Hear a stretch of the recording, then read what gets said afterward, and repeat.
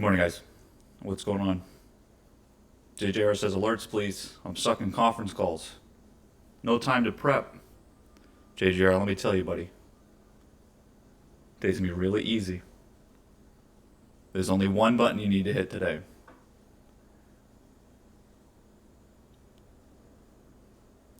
Exactly. The take profit, sell all button. For those positions you're up on. You're busy? Don't do anything. Put the stops in. Work. Alrighty. Let me see. Make sure we get it. I started streaming on the other computer and might have shared some sensitive information there. Rep. Uh, let's get today going. What's going on with futures? Looks like there's some tech selling still. A little bit of tech selling. Let me go over to the Trading View tab over here. Take a look. Oh, looks like Nasdaq's down a little bit, over 0.5%. Holy shit! And the Russell 2000, the little boys in the Dow, our value trackers are up. Really amazing when you understand the macro sense just a little bit, and you're not just focused on memers on Reddit and individual tickers and fundamentals, and you just focus on flows, macros, understanding how the market's working in terms of supply and demand, yields rising in the bond market, money coming out, flows. What are the flows doing? Outflow and an inflow into the equity market. Look at the dollar. Let's go take a look at the DXY chart. Again, everything we've been talking about. Why is all of this happening? Why are yields increasing? Why is money coming out of here? Why is money coming out of treasuries? Inflation. We keep seeing everything inflation, right? What does the idea of reinflation mean for the market? What's going to change? Value is going to go up. And growth? Well, growth does well under any circumstances. So during COVID, for instance, what was winning? Tech was, because earnings are always just growth-oriented. They're exponential. These value-oriented tickers in sectors, the likes of energy, banks, travel, REITs, all of these things they don't grow. They don't grow. That's not what they do.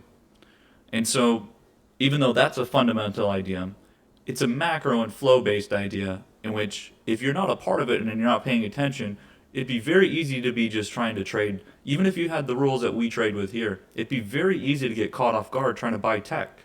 You could be looking at any of these charts, right? You could be looking at any of these charts and say, you know what? Let me go buy Amazon down here on support. Looks pretty damn good.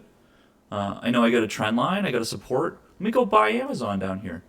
Except we know, based on the idea of what's happening and why the markets are moving the way they're moving, we're staying away from tech. There's opportunities and times when we can go do that. And just like a few days ago, there was seemingly going to be an opportunity until we see the way the market reacts and we react accordingly.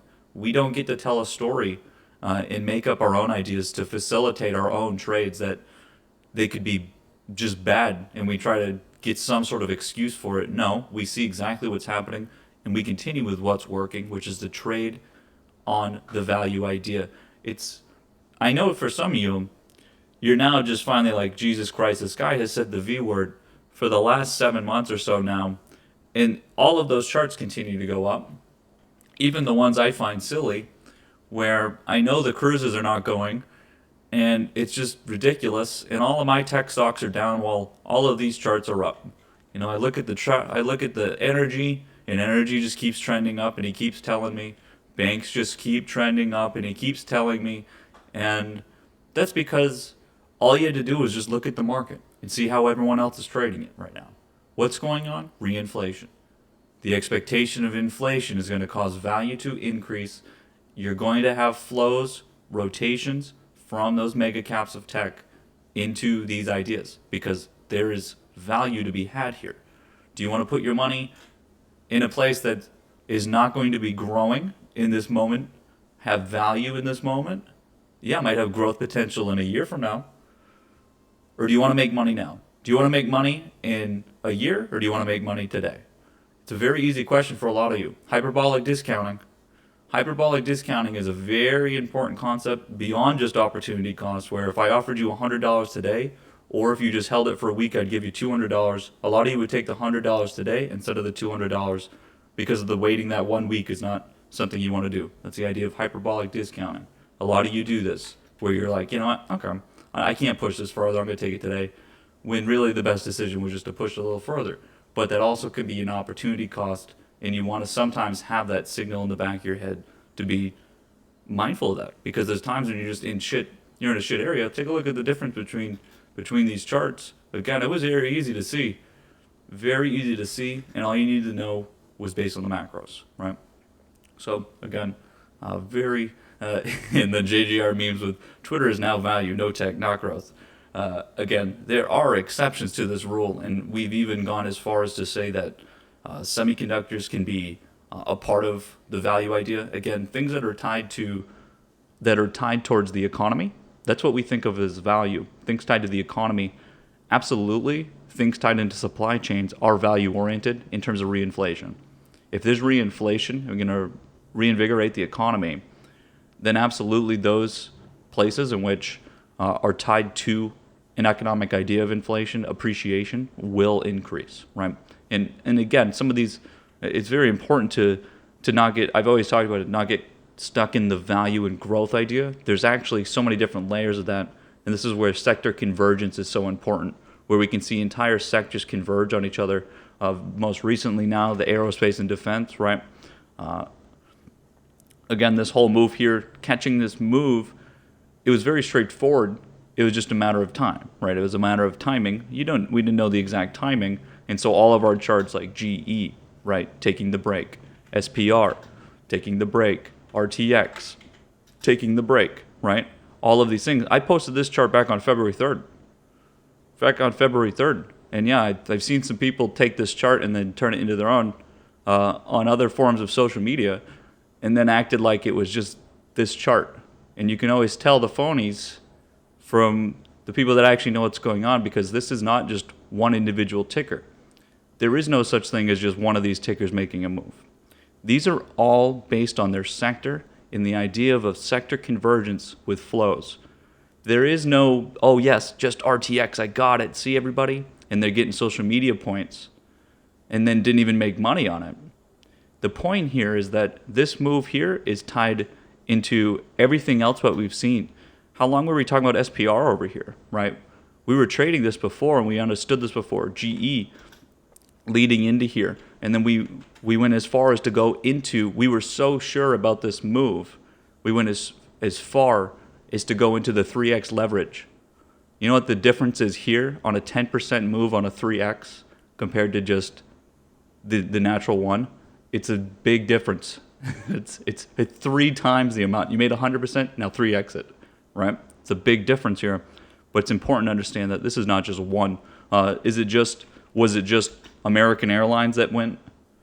Or was it the fact that an entire sector got a flow? They were on different schedules bouncing around, but they all have the same idea, right? Every single one of these have a very similar idea in terms of a convergence, and it's very important to be able to trade with an entire sector like this and have you're not going to get perfect timing. If we take a look at the difference between, the SAVE chart, which continued to lead because of its sizing, you're never going to get perfect, right? Some of you might have, instead of getting this breakout candle, maybe you were on the JetBlue chart, you were on the AAL chart. And there's no way of knowing for sure other than just being there and being ready for it. The one way that you can capture all of it is just by understanding that it's not just one individual ticker, it's an entire sector, and then not getting caught by thinking, well, since this is going, then I'm going to be able to know this is very specific. That's exactly why tech itself is not doing well, right? There's so many reasons why, and I'm talking specifically mega caps. It's so easy to say, well, you know what? EVs are pretty good, tied into that, and then to get caught off guard and not be willing to short through here, right? It's really easy to try to tie ideas together and then get caught up on some of these. Going forward here, you gotta keep yourself from wanting to buy some of these things when we understand what's happening. When we understand what's happening, we can't be, we've tried to include EVs and clean energy into some of this idea. But the problem is that this is not tied into it's not tied into the reinflation idea and value, which is getting the most attention right this moment. So do you want your money in this? Yes, this will likely go up in the next month. But do you want to make the money in the next week, or do you want to wait a month and possibly lose money on a much higher probability, right? There's a way to be doing things now, and it's never been to just make excuses and say, you know what, well, it's going to go up later, so screw it. I'm going to lose money for the next few weeks. And I know if you're sitting in a position that's not moving, right? If you're not beating any of these trends that look like this, right? You're not beating travel. You're not beating any of these, which it's very hard to beat these because these are the best charts right now. They are the best possible positions right now. No, GME is not the best possible position. Your meme stocks are not the best possible positions. Everything value-oriented has been the best possible position, which we all have the same information. We can all see what's doing the best. You can go look at what's done the best so far this year. Everything that we've talked about done the best. If it wasn't, then we'd go find what is doing the best because we want to get alpha. We don't want to be sitting back. It's already hard enough to execute properly. There's no such thing as being perfect in terms of timing. If you're trying to trade something that's not getting any attention and is shit, and you're chasing dogs, you're chasing the wrong dog, right? You're just in the wrong park right now. You're on the wrong side of town. You got to be playing and trading what's actually doing the best and what has the most potential, and also it doesn't have a risk involved like some of these other tickers that you're trying to catch a dagger and you think that if you catch it at the right time, it's going to pay you off better. It's not, because no one else wants to go catch it either. So you're putting yourself in a position where you're just going to get hurt. You're out there in a bad part of town waiting to get mugged. And you think, well, if I don't get mugged, listen, it might be good for me. You're somehow trying to conceptualize that if something bad doesn't happen, it must be good. No, it's making something good happen and reducing the bad. It's not the other way around. Some of you want to be like bottom fishing, buying shit and think it's great. You can tell your cousin Greg, hey, Greg, listen, I bought this thing that went down 50%. I'm so cool, man. Greg doesn't care either, okay? Again, I just want to make sure I'm using dumbass analogies, I know, but it's so important to understand that those of you that still sit back, and again, I'm going to say it every day, those of you that sit back and still keep yourself from trading a lot of these ideas that we talk about, and you refuse to put the time in to see what happens in the broader market. You don't care what happens in the dollar. You don't care what happens with yields. You don't care that there's an outflow and then an inflow. If you don't care about that stuff, you're not going to make money. If you want to just trade GME in the meme stocks, then go ahead. You could have made money on this. You could have made money on this. You could have made money over here. We didn't made money over here. People made money on this here yesterday. These are day trades, though. This is one trade. Can you make this trade 100 times in a year to make you money? And how many times is this going to work? It's fun, entertaining, and we can do it every now and then, but it's not a part of your trading overall. It's not a part of it. You're going to be able to do this every single day, and even Wall Street Bets knows that their entire stick is not being realistic. It's about betting and gambling and everything else. Just to remind everyone, when this whole thing started, before, WSB was always about gambling and posting big wins and big losses, right? And then all of a sudden, as soon as it started to work for the first time, then all of a sudden, no, it's a real thing.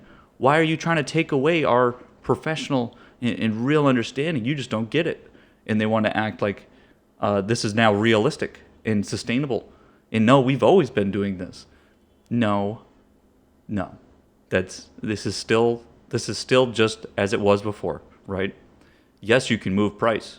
You can see the way it moved price because that gamma squeeze that came in again, it's just so violent. It's all automatic, right? It's just algos that have to go by the underline. You can just see it so easily, but again, not sustainable. It'll be the same thing. And again, these type of charts, what did we do? We traded all of these charts for the same reason. GME moved for the same reason. This very large rally, the pullback into a very, very strong tightening because of a level of supply. We took all the trades that were like that, right? AMC being the better trade in my book, because of a probability-wise, you're not getting caught and you can't get out of the position like on GME. You can get in and out of this position here. But again, we have a lot of charts that are within this understanding, within that understanding of a big rally into tightening, right? Again, there's a ton of charts that we've looked at, but again, consistency. If you don't look at it, then at least you can take my word for it, right? About macros. Obviously, at this point, I think we have some understanding of flows and everything else, and you don't need to do all the work, but you do need to, if you're listening to that, you do need to take it into consideration and not avoid it because of some sort of story you want to tell yourself to make your own trades, right? You don't get to choose what you want to trade. You react and trade what's there. You want to trade a specific ticker, you don't get to tell your story and go look for articles that back up your idea. That's not how it works. You need to be unbiased and every single day just go based on what there is in price. Again, the fundamental idea that again, just look at travel, right? Are cruises going right now? No. So why is price going up? You can't then just choose all of a sudden, well, now the fundamentals don't work, but they will matter later. You don't get to pick and choose when things matter. Why not just go with price? Price doesn't ever stop for anything. Just because price crosses a level or an event happened, price doesn't stop moving. Price will continue moving no matter what. It's something that we always have. It's not lagging, right? You have price right there in front of you. You watch it live. You can always react in real time. And it's the only true thing in the market. It's the only thing that we know absolute because we can see it in the exchange and someone's offering us a bid and an ask. It's the only time that someone's not fucking lying to you. I can't even lie to you because it's just there, right? You gotta just watch price, react to price, and then understand when it matters. When you have an opportunity in terms of risk and reward. Right now, we understand the flows, we understand where the money should be, and the money's going that way. We've gotten confirmation. Again, we don't stop trading it. So again, those of you you're up in positions and you're like, when the hell do we stop doing this? We stop when price stops. Price doesn't stop unless there's a fucking reason, right? What's going to happen? Supply and demand. We reach an equilibrium. When an equilibrium is reached, price usually changes course until it reaches equilibrium again and continues possibly the other way. But we react on the breaks, right? Right now, we've got a break. From this pullback, almost every chart looking like this, that break, we continue until that thing breaks again, right? And we try to time it as best as we can. And if we can't time it perfectly, which we never can, then we use some simple rules to protect ourselves on the downside. We try to maximize the upside as much as possible. There's times, though, that you just have to get out of a position. You break a trend line, you take profit, because we minimize downside exclusively. Exclusively because we make as many good trades as possible. And only 30% of those might give you 100% return, but the other 70% are not blowing up your account. That's the most important part. You break even on those, maybe you lose a few percent. You're never blowing up an account from a position, and you make as many of those trades as possible to keep pushing them. That's all this market's been. There's hundreds of charts out there. Go look at the fucking disc. Go look at the charts. You know the charts. You've missed them or you've been a part of them, right? And it just comes down to whether you looked at them or not. How many of you looked at the charts from last night? How many of you are just here hoping I'm going to give you an alert? That's not what this is about. It's not about that. Because guess what? We've tried it. We've tried it. Tried it already. Doesn't work. How many of you have DM'd me in the past year telling me, hey man, I saw that you were taking that trade and I took the same trade and I'm down like 50% right now, but I'm still holding because you said you didn't sell it yet. And then I'm up 50%. You suck. You need to already know beforehand. You can't go make the trade 10 minutes later. Okay? You need the charts and you need them lines on your chart. Green means go, red means stop. For those of you with 5 IQ, that would be the pets in chat. A couple dogs on the stream. Today, we continue pushing. We're not really looking for new. We're not looking for new. I know I have some new charts, but a lot of them are just backing up ideas already. TGI, for example. Ford, for example, right? We're already a part of these trades. Ford, already a part of the Ford trade. Just giving direction, right? Giving direction. We're not looking for anything new. We're looking to continue to manage, right? Continue to be on the right side of the market. Trade it. We want to watch level of anxieties as we get into all-time highs, right? Volatility rising a bit here. We want to be watching anxiety, seeing what tech does overall. Again, there's such a rotation coming out of here, but as long as we're inflowing fully in the equity market, then we're not really concerned. But we understand that we're only as strong as the weakest link, right? This can just be consolidating back and forth, break even. It can be going back and forth. That's fine, but we understand conceptually that if there is a significant outflow and it does not rotate into somewhere else, then there's a problem. And again, it's really easy to see. This is money that wants to find a better home right now. This is money trying to find a better home. It wants something else right now. We're in it. You're in it. You're here. Again, you don't get the opportunities, they're always out there. But when it's there and you're a part of it, you got to take advantage of then. Some of you are still learning and you can't make the greatest trades, but as long as you're making some sort of trade and you're taking advantage not just of possible gains, but of the learning opportunity of being a part of that moment, it's very important to. Very important to. I mean, there's easy money out there. There is easy money out there. What you do with it is up to you, of course. This Twitter trade from the support pullback, getting confirmation of the breakout here, right? Again, this trend line up here, this is the one we're at right now. 77.60 is where we're opening. It's going to be right underneath resistance. Probably, I'm not sure about full transition there. Those of you that entered here as well, I think you don't transition there. We're going to watch if there's like maybe a 1% pullback or so from there, maybe we think about taking some off, but I think you want to push that when you think about what happened here. I think you want to be pushing that a little bit further. It's not the same as having to transition through here, crossing levels of supply. You're sort of in between. You're not really in a channel, so those of you in that position, I'll just be acting accordingly, right? If there's a true rejection, we take profit, look to re-enter, but realize the gains when we can. But that looks like to be a little bit more of a push. In terms of travel and everything, again, same things apply. Obviously, I'm mentioning yesterday, and we got 6 minutes. Mentioning yesterday, you don't take profit. You see that the price is pulling down, but you're up overall. You're not even close to being, to the low. So again, you got to be pushing these. It's when you're losing money from a rejection or reversal, right? That we need to be exiting. Sort of like this point, from high to low here. That's too much you're losing, right? It's just too much. It's too much. You got to transition this, re-enter, push it. Here's the difference, right? You could, and I've had people ask me this before. It's like, well, you say to push your winnings. Like, listen, man, you're saying to push your position, and I'm like, there's a difference. And to all of you guys know there's a difference between pushing a position that's trending up and pushing a position that's trending down, right?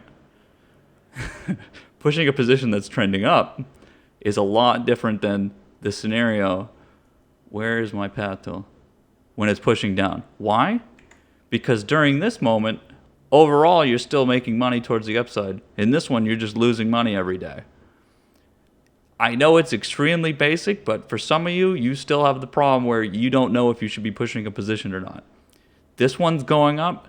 This is going down. This means you can't be pushing a position because you don't have one.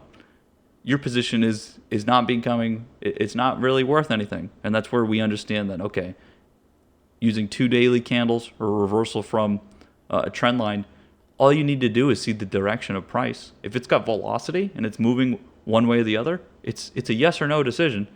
Am I trending up? Yes, okay, I can push my position. What about in here? Was this pushing up? Let's go take a look at the intraday chart. Was this pushing up right in here? Is there any indication that this was pushing price up in here? Probably not. Not overall, right? Especially from where you would enter, right? This is a relative reversal from where you would enter, right? A lot of the times it's very straightforward, but I think a lot of times we also want to convince ourselves that we can do more with a position. X is a great example where we take this trade here and we had to take profit. Enter the trade down here, had to take profit. Enter the trade from either here or you guys did it yesterday on a break. You might have to do it again. That's a good example of you can't just keep pushing a position. You need to understand where you are. And again, it depends. The answer is always it depends. Sometimes you're going to have a trade that you can keep pushing further. You never really know. All you can do is plan. You're planning for further upside. Push your position until the plan is no longer being confirmed, right?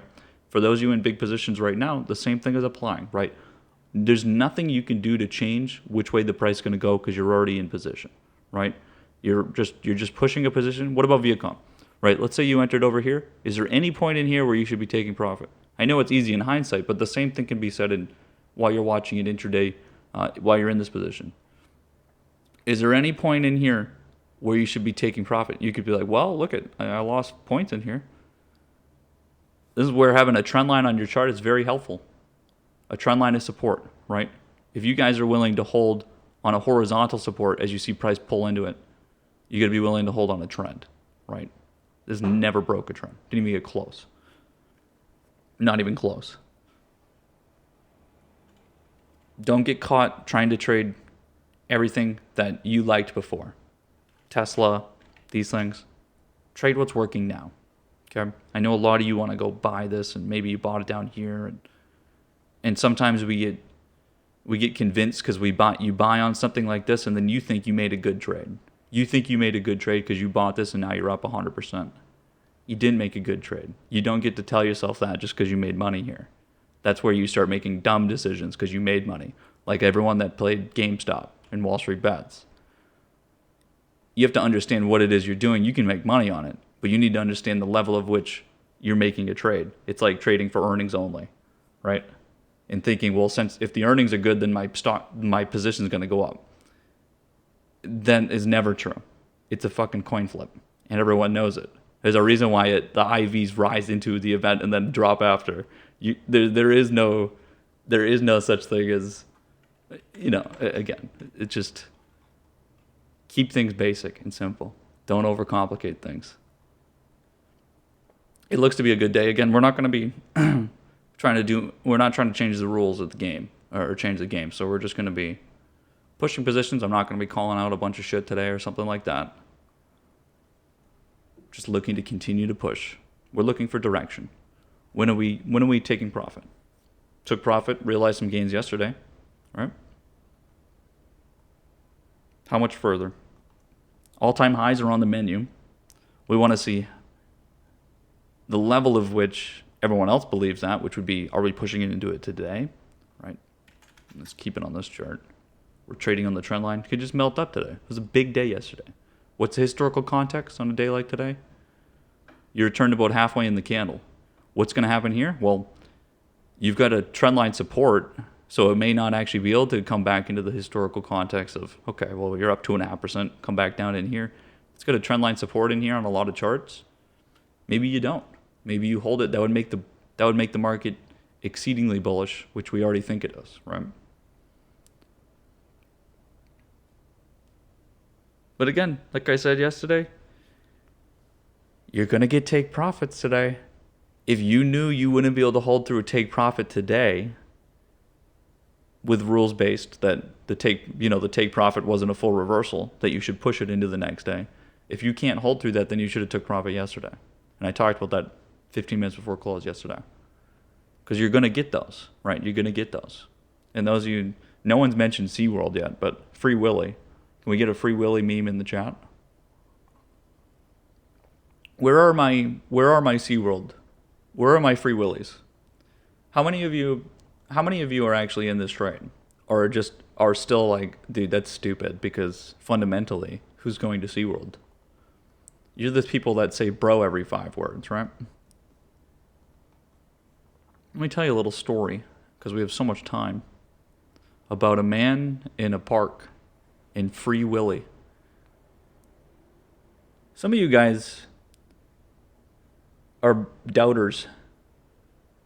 You believe half the shit I say when it confirms your bias, and then when I say something that's different, you don't like it. You know what? Nah. I don't think so, buddy. I read headlines, and I put together stories. Yeah, WBA. Again, this is a big point of this move is that this is a trade. When you trade something that everyone else is doing, you don't make as much. You make money, but you don't make as much. Here's a trade that no one wants to believe in. So you make, for the same percent on the underlying, you make exceedingly more. A lot more speculation that it's not going to do this. WBI. Again, 49.32 is that level there. We're at 49.33. Speculation-wise, obviously, I post the chart only if the options are there. Again, big call volumes. Again, this month will be the biggest month on record again. So squeezes all around. Would this chart be squeezed? Absolutely. Absolutely, because there's more people betting than there is in value on the underlying. So in terms of this chart, I think you guys can see when you get a chart that's a little bit more clear. Again, you need to break that supply, but you can tell when a chart's a little bit more clear. Overall, it's crisp. It doesn't feel, it doesn't feel sort of botched and everyone just kind of uncertain and everything. Consolidations can be uncertainty half the time, right? Let me put it to the top of the list because there's some interesting names up here. Take a look at that top of the list. MP continues.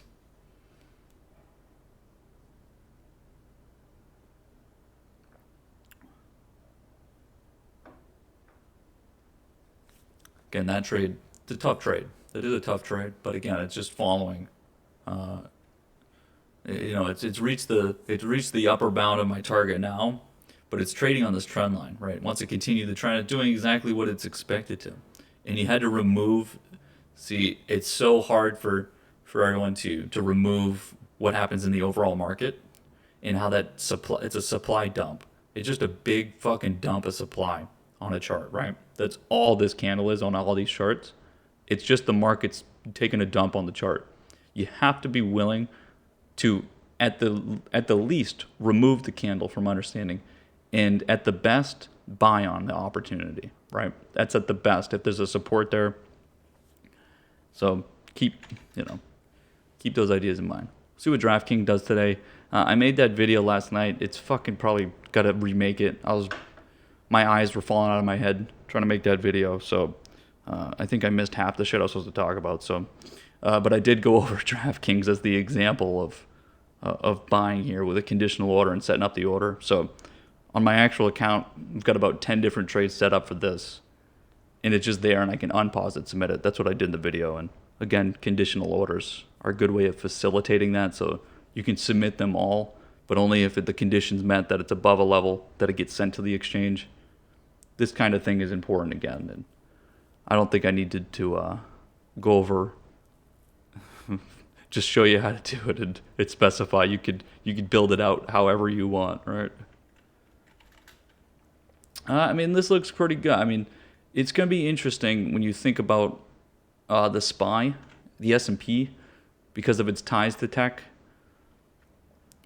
It is pretty impressive in terms of supply.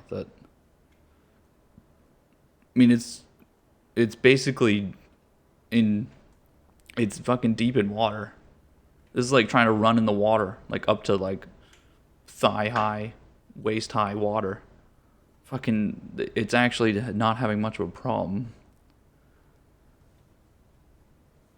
Oh, buddy. Oh, buddy.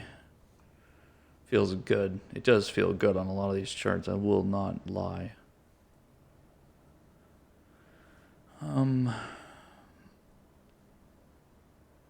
OSTK on that support. Some of you took that trade. Good job.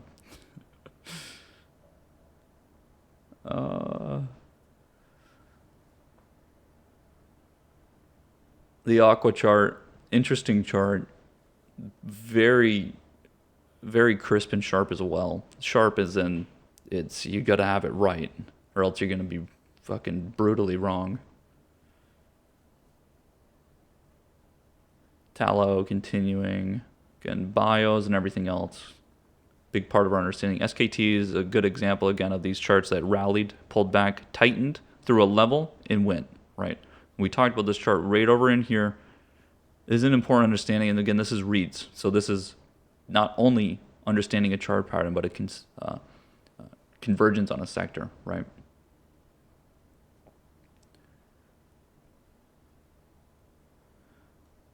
Same thing again. A lot of the meme tickers look like this because they're trapped under supply because of bag holding.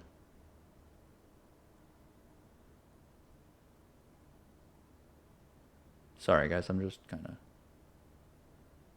I don't know why I'm using this screen, but who cares? EB continues. An important chart of understanding, again, the way I talked about this the other day. I think it's important to understand. And again, I've seen people take this chart and then a few days later post a chart as well where they make up their own idea. Again, this is what the fucking chart is. So I don't mind when people post charts after I do, like the next day or something. But when you make up your own chart, I find it very silly. It's very strange, okay? And I know they're not making money on it, so it makes it even stranger. Who does it? All those people that like likes over alpha. Likes over alpha, they say. It's very strange. It is very strange. And no, for those of you that don't know me very well, no, I do not care about the social media angle. Or if someone else takes, there's no such thing as your idea. We all have the same information, right? There is no such thing as you took my idea. No, that's not how it works. So I don't mind that. But when people do make up other silly ideas, it is very interesting.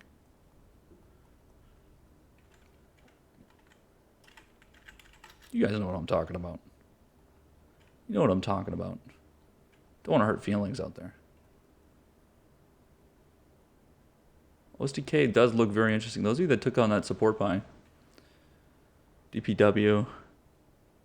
Again, Chinese tickers are a little bit of a comeback. We're still trying to get some ideas and confirmation of those.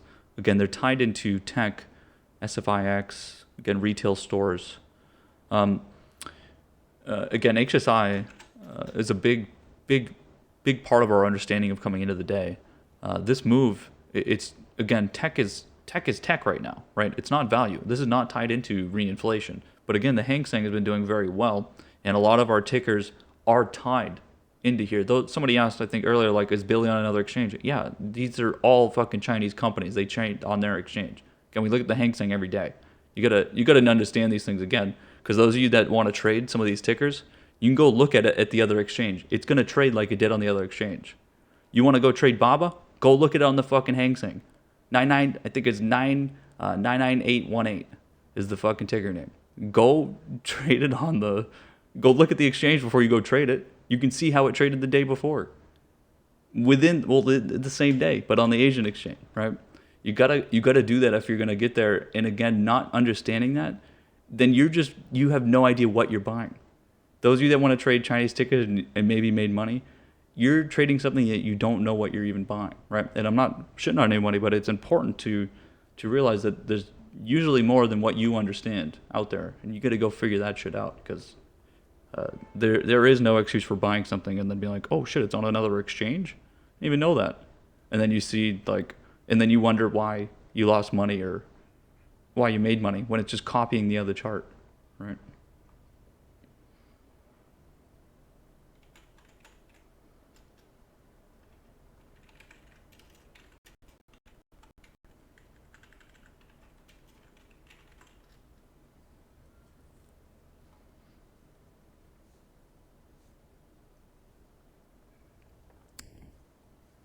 Anyways, the BABA chart, nothing, right? Again, tech related, all tech related. We're not in tech, just like the Zoom trade. We wanted to get the Zoom trade, and then guess what? Reinflation fucking mattered. And I think it's 9988. 9988. Here you go. Here it is on the Hang Seng. 9988. See? This was today. This is today. This is the candle before this chart even opened on the New York Stock Exchange. See? Yeah, it does trade on another one. Yeah, it's basically the entire HSI. It's basically 70% of that whole fucking exchange, but it doesn't matter. Good call-outs in chat.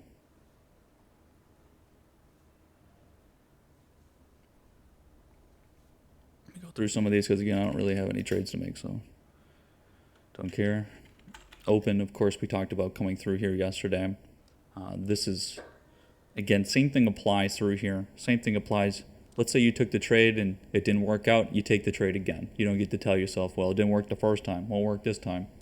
It's not how the market trades. It's not like the idea of, oh, well, he's shot 10 basketballs in a row and he made them all. He's definitely going to make the next one. Or the other way around, right? You don't get to choose. It's just fucking price. AL with the trend line, we'll see. Trend line comes in today at about 21.20. 21.20. And again, if you're in options positions, you need to be reacting to your options chart. You don't get to react to the underlying. You obviously have the underlying chart as a decision maker and a part of the understanding of bouncing everything, but your option chart is going to be completely all over the place depending on your contracts, right? If you're just trading sort of 3 month at the money, 2 month at the money, if it's a little bit longer than 2 months, then it's going to look like this chart. But if it's something else, it's not going to look like that, right? And most of the time, you're in a different position by that point.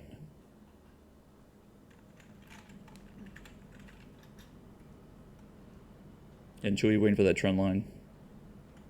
Healthcare, of course. ANTM. Again, these are such important. This is just like being in the energy or bank trades. It's so important to be a part of these moves because it's a marginal trade. Excuse me. 1% on the underlying here is 10% on another chart, right? In terms of a gain. You just have to.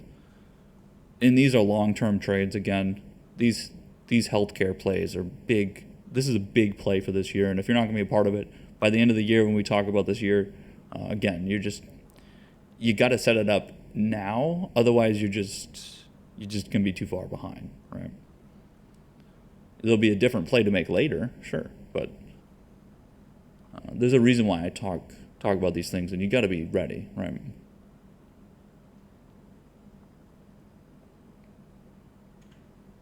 Maxer again, aerospace and defense. Again, the Maxer chart. Again, look how early we posted this chart, right? Again, sector convergence. Here you go. It led, consolidated for a while, and now it's converging to a sector. Look at it. You got 50.44 over here. Prices at 50.39. It's already up 10.5%. Broke through the trend line here. You get confirmation of this trend line break here today as well. These are moves that you guys have seen this chart before. We traded it back here last year, end of last year. You gotta keep the trend lines in mind. It's back in the channel. You know the sector is fucking great, right? You missed the other charts. There's always another. Right?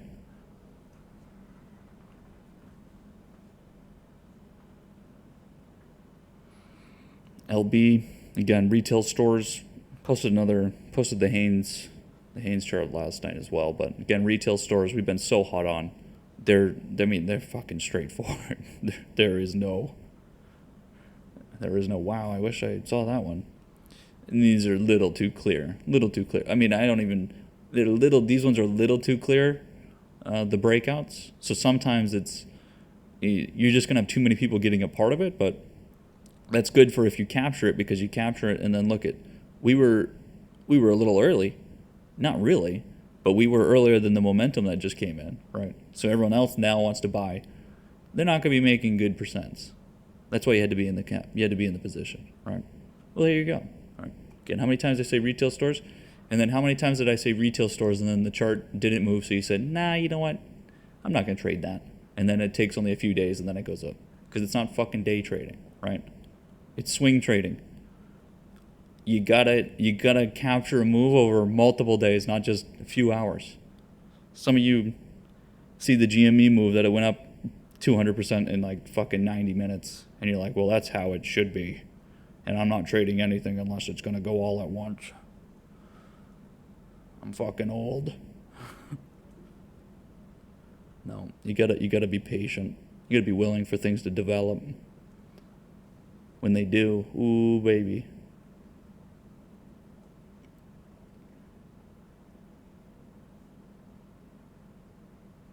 Again, REITs and everything. ZI, this chart is just absolutely just bonkers over here. Good luck if you're trying to trade that still.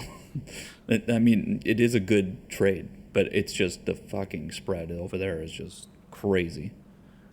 You got to wait for if you're not in that position now, you need to wait for that level to be broken. There's just too much going on. Managing that position, you just got to not look at it, right? You can't look at it. Let your stop do the work.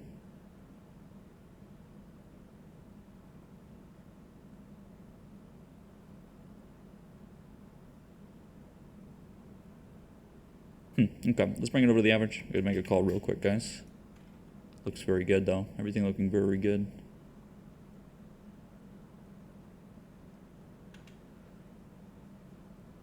Healthy is what I mean. Healthy. Oops. Again, look at the spread in here. Pretty wide spread. So there is a little bit of elevated volatility here today. Just give me 1 second.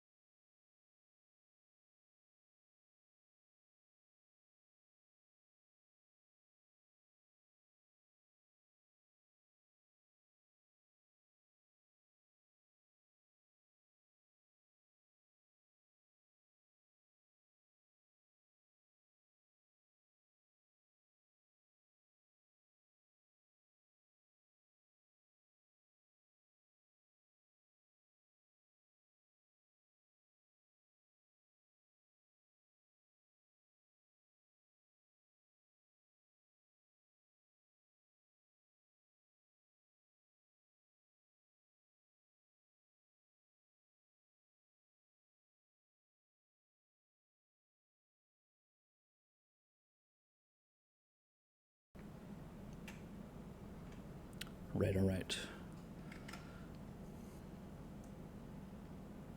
Europe still looking green. Yields continue to rise. Let's see. How much is volatility rising with yields? Not all. Both the bets. What was I gonna say? Maybe I'll wait. Maybe we'll wait to say that. Maybe we'll wait.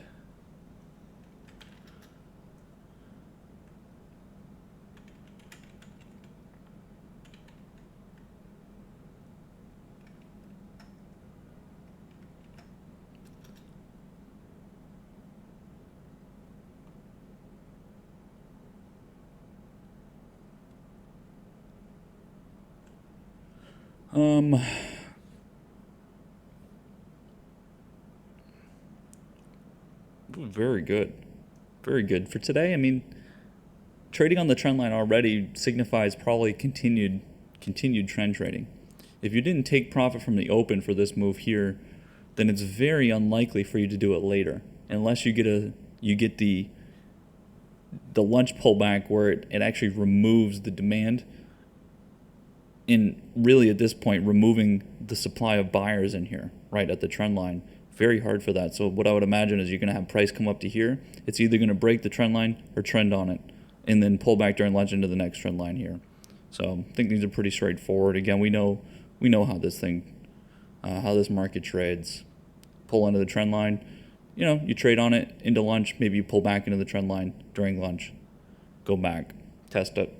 But it would have broken immediately if it was going to break lunch again. It could melt through at lunch just due to removing supply. But I think if you're in positions and everything, you don't really need to look at much else. You've already got confirmation from the open.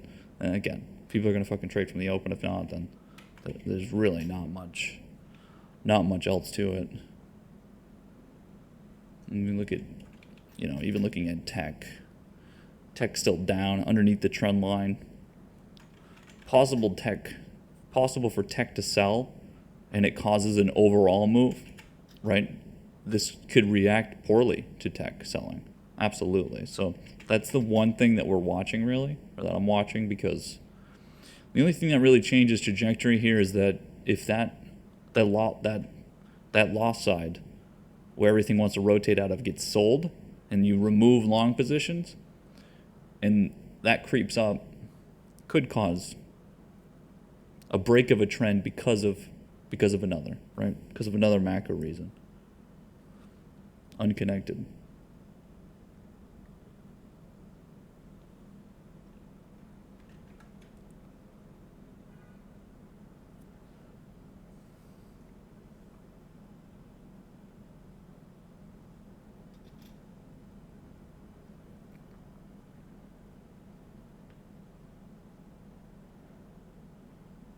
And what I was going to say is when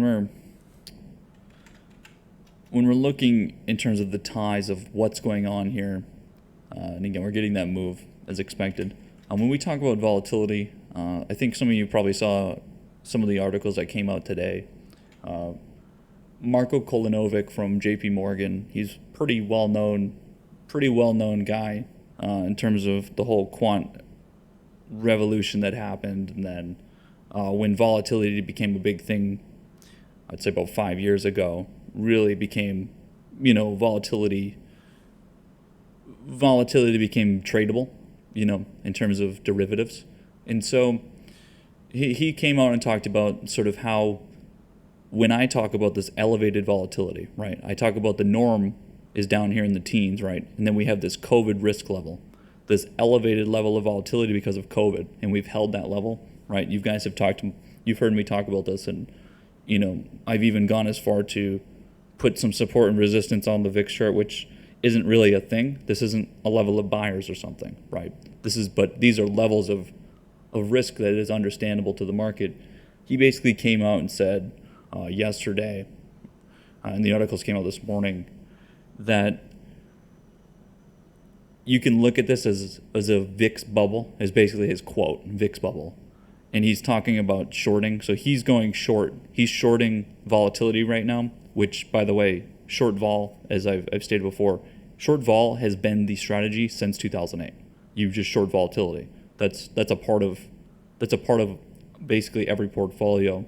And that's why I talk about, on the contrarian side, we can go long vol in moments where there's going to be a spike and take advantage of it. That's our control. We can't control the short side because we're not allocating big portfolios or something. But so anyway, Marco talks about VIX bubble and how that shorting into the summer, it's going to cause a big pop in equities, right? Might jump equities off the page. Now, in my book, he's talking about that about a few months later after it's happened. So he kind of waited for confirmation from the idea we've already talked about. But obviously, when you're talking about a broader investor standpoint of a larger account balance, then you need confirmation. So he's basically talking about what we've already seen, which is from, when you look at that VIX chart from back in here, all this elevated volatility, right? Basically, the whole idea was that this is going to lead into equity rally, right? The same as it is now. I would go look at what he said. It's an interesting topic, always. And of course, if this did break down, if volatility did break down, then the equity market would break out due to the correlation that the VIX has to the negative side. Now, there's one thing to keep in mind, is that how does anything on the underlying work? Well, the underlying, as we talk about with the stock market's a derivative of the options market. Spot VIX is a derivative of its own derivatives, right? When we talk about the VXX, the UVIXI, what has been happening here? Well, we continue to go further and further trending down. So the idea is obviously not something new, and is exactly what we've been talking about for a while now, where if this is not breaking out, then it's selling down further and further. Everyone's betting on further and further slide in volatility. It's holding that COVID level, but everyone's betting on further and further down. So, again, we've been talking about these things and seeing these things, and it is leading to further buying in the equity market, just like I rationalized by every time this didn't break out, right? Every time this didn't break out, I bought more in the equity market, right? How many times have we used that understanding? If the big boys are also thinking like that, then of course there is nothing you can do to stop the move. There is just nothing you can do. You can remove a lot of this, and you can remove this and understand that, okay, it's a part of really this boom, right? But I mean, again, 99% of funds are short volatility, so this is not a fucking new idea. So, but it's important to understand when the smarter people in the room speak. He's certainly one of them. Certainly one of them. JJR mentioned cars with the break yesterday, of course. Opening lower.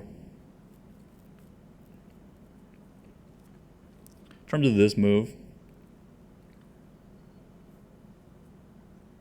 you gap fill religion people gonna have a field day.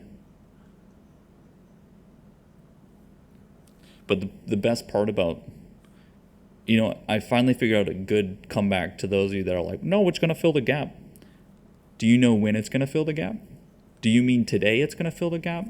Tomorrow it's gonna fill the gap? Next week? When are you talking about?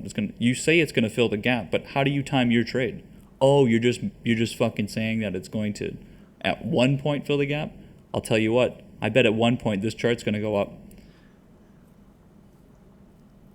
There's no understanding of how to trade it. We look at charts through the lens of trading. Saying that there's this idea that gaps fill does not help us with our timing of trades. And that idea will fuck you sometimes. It will, because you're like, oh, I'm going to hold my trade a little longer here because I'm going to fill that gap one day. No, that's not how it works. Yes, there is, you know what the gap fill idea is? It's just that there's no fucking resistance there. There is no level in there. There's no supply, so you can move through there quicker. That's the idea of velocity and levels. You don't have a line on my chart there. There's one up here, though. There is one up there. Oops, now we're adding alerts. Not that I'm mad about the gap fill idea, but again, it's because there is no supply in here. There's been no trading, so there's no supply within there. So, of course, price will move through there very quickly. Why do we want to be a part of this cars trade? For that reason that there is no supply. In terms of the timing, well, we have a trend. We have a velocity. We understand. This trade yesterday, let's say you entered yesterday on the break and then opened lower, you can't be beating yourself up. You have to be able to re-enter that trade here. It's one of those trades that you got to get a part of as it happens. And it's going to happen where it swings back and forth like it's been doing, right? Ecto mentioning MFCs. He thinks there's a conspiracy that I'm already within this chart from yesterday. I'm bullish on the chart. Anyway, this trade, what happens? What's going on here? We'll take a look. We got a trend line and a horizontal level of supply converging here. Price really wants to blow through that, right? Price wants to come through here. What happens then? Well, we're within a channel like before. Very sharp trend. Very sharp trend. It's a part of, again, a part of this sector in which we understand there's a big convergence going on. We understand the consolidations as they happen. Understand the break. This is not retail or something. There's a real reason behind it, right? There is no hype involved. Who even knows what? Half the companies we don't even know what they are, right? Not retail. There's orders that will continue to be placed there.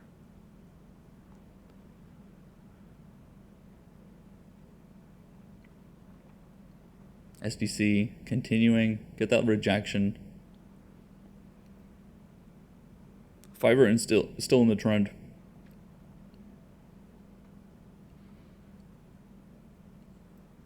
Discovery, again, that pullback offering a new opportunity. Trendline offers a new opportunity.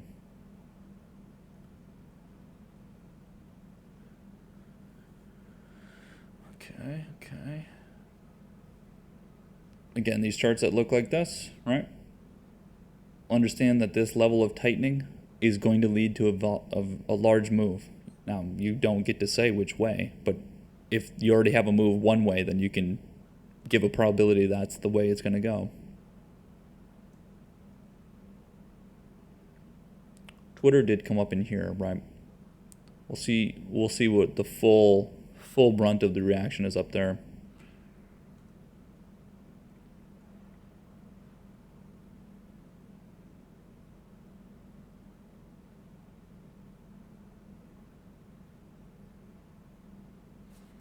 A lot of fun here today. A lot of fun here today. Again, here's the rejection. Tech-based, right? Tech-based. Take profit day.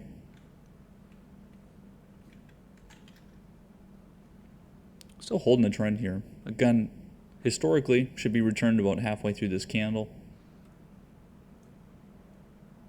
See what it does. We'll see what it does.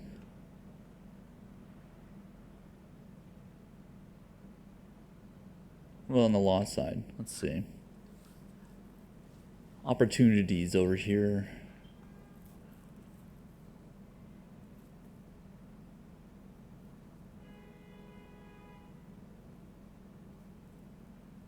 Just take profits, historical retracements. Let's see, BLDP. Get this trend line down here. Possibilities. Possibilities. Of course, AL's in that trend line there. Again, all of these charts are making just a historical move. If you had a big buy day yesterday, you're going to have a take profit day. How many of you are going to be able to hold through these? Can't wait to see. How many of you are going to go, wow, I wish I just took profit yesterday? And then how many tomorrow are going to be like, wow, I wish I stayed in my trade yesterday? It's too much, guys. There's too much reaction. I can feel it already. That's why I said it yesterday. Always happens like that.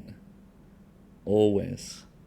It just, most of you know better. You've been doing it long enough. You know that's how the trades work. You know how the trade works. You know how the timing works. If something doesn't continue, you're going to be taking some off the top, right?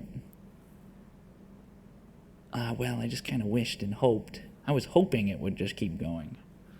All right, that's fine. It will continue if it's got, again, it's just retracing about halfway and then it will continue. And you got to stick with it. It's not a day trade. You got to swing it, right? It's going to be like a week, push into next week. I don't know. I can't push it over the weekend. I don't like to push things over the weekend.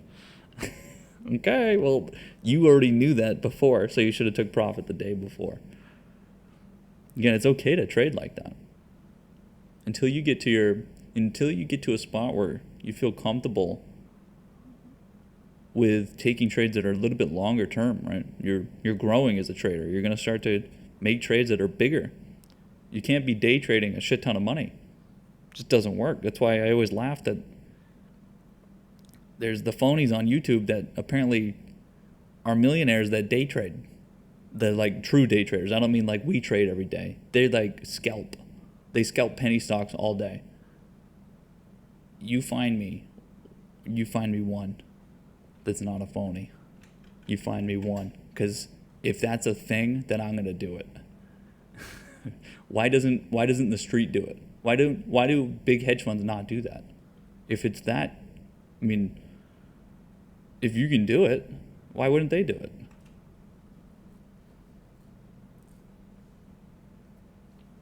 Again, we're watching the tech move. In terms of tech, again, we have a lot of understanding of levels, how they're trading, all of these charts, what the flows are, even holding these levels, but these are not where you want to be buying, just because it's pulling back into support and stuff. You don't want to be buying on these, right? Again, these ideas, right?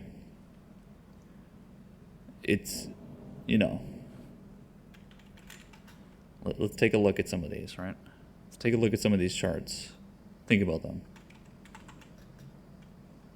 Google's the only one that's holding that value up there, which is really impressive, I think. But shouldn't the gap fill, Dawn? I don't know. Ask your boyfriend. Shouldn't the gap fill? It's gonna fill that one day.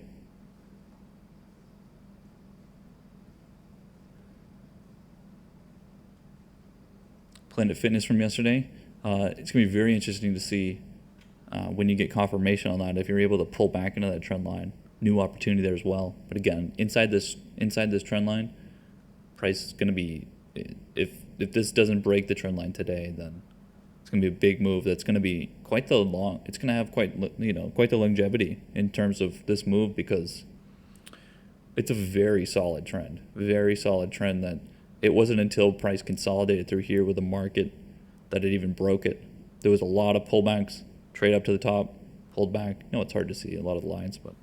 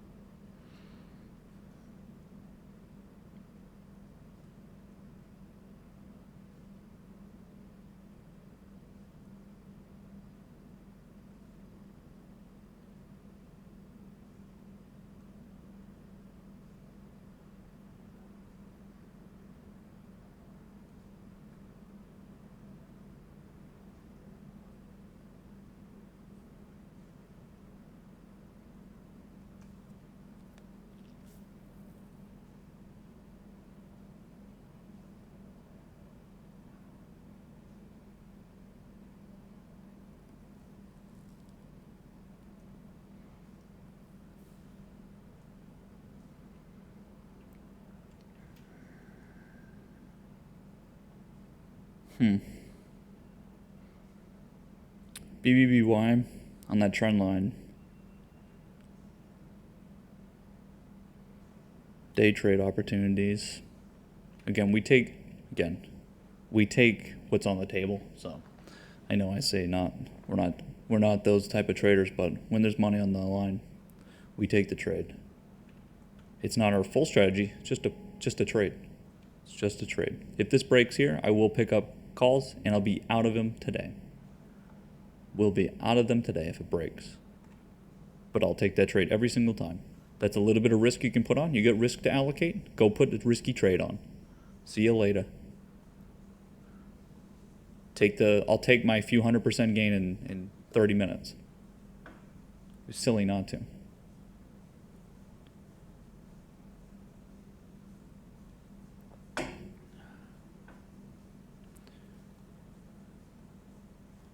For something like that, those of you that watched the video already, what can you do here? You don't want to sit here watching this trade because it's not a big deal to you. You can go put a conditional order on that level, put a conditional order around there. As soon as that condition gets met, it sends an order to the exchange to go pick up a position, right? Then you're done. You don't even want to watch it all? Go put a trailing stop on it. Go put a take profit.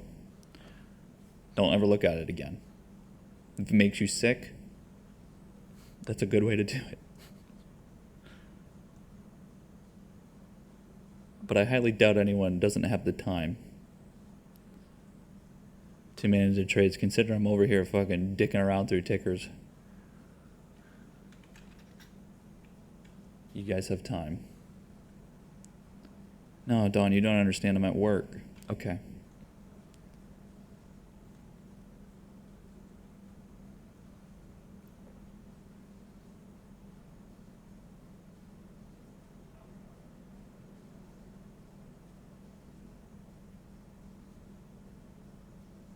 Oh, by the way, you guys got stopped out. Sorry. Didn't tell you earlier. I wasn't looking. I wasn't looking. You guys get stopped out. Apparently.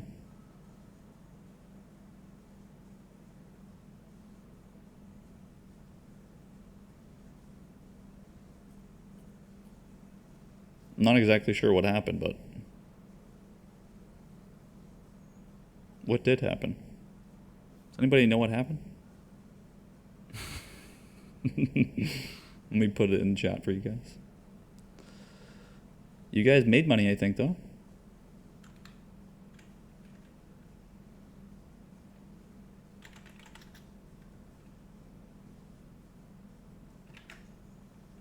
I can't wait to watch that go up later today, and then you're like, why did we put our stop at 64?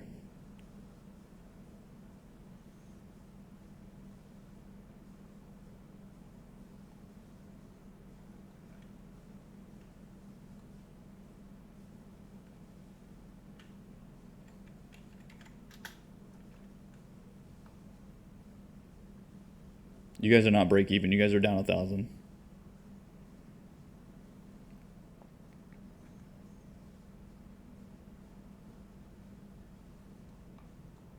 There it is right there. What were you guys at? No, you did lose money on the trade. right? Let me see. What were you guys at? No, you made like $100.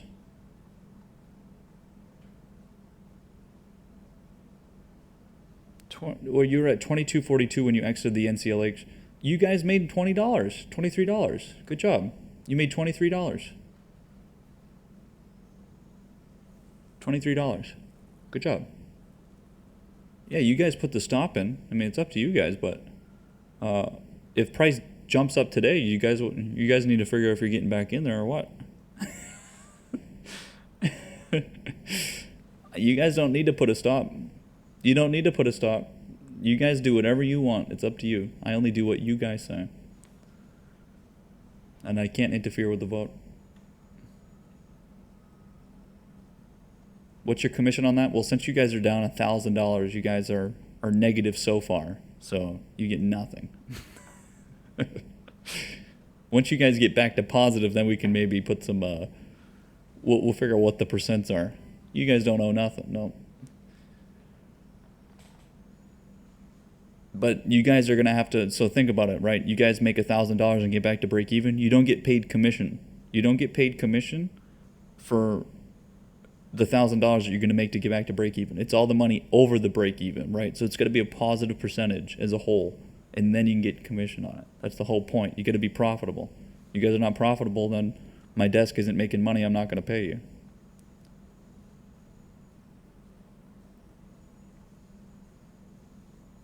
I got it in a spreadsheet so that, again, once it is positive, we'll get percents. But again, it's going to need to be sustainable. If you guys are going to, you're making profit and losing, you're making money and then losing money every single day, every other day, no one's getting anything, obviously. Got to be some consistency there.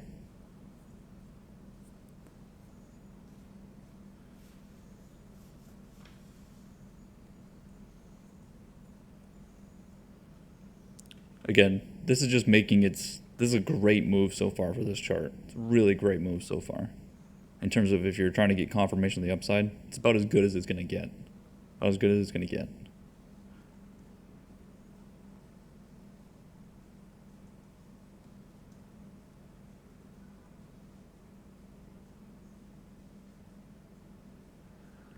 And you got a good example of buying a little too late. Or a little too early, whatever it is. You get those moments. I'm very excited for some more retail moves to come in, get confirmation of some of these ideas. Not excited as in like, ooh, yay, making money, but just for the charts. Find the charts really interesting. All these charts. CME going up to what's that trend line up there? CME trend line is at 211 and a quarter. 211 and a quarter on the CME chart. Again, one way. That's a one-way trade.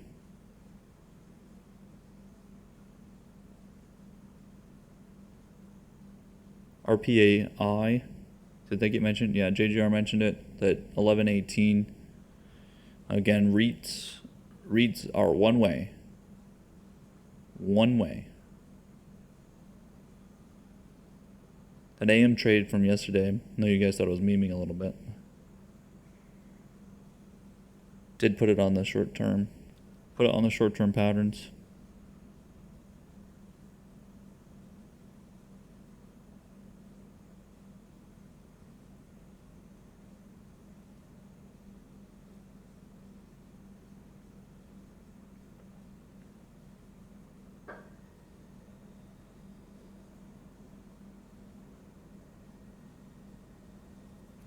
Interesting.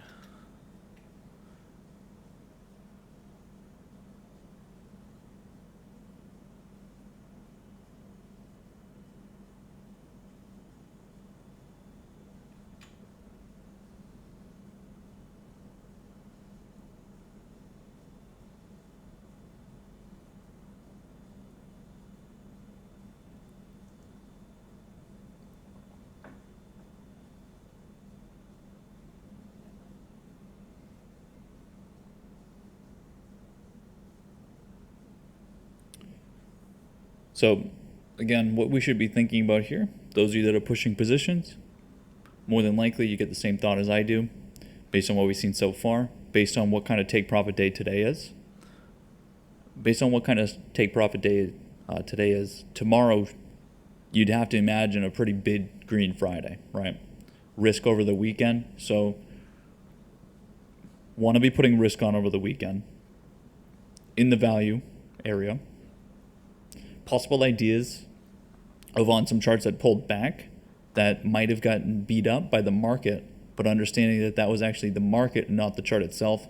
Maybe yesterday and today it's recovering some points that give an opportunity to re-enter. I think there's certainly some ideas over there in the semiconductor space, clean energy space, right? Some of those charts like Sun Power that we've been looking at.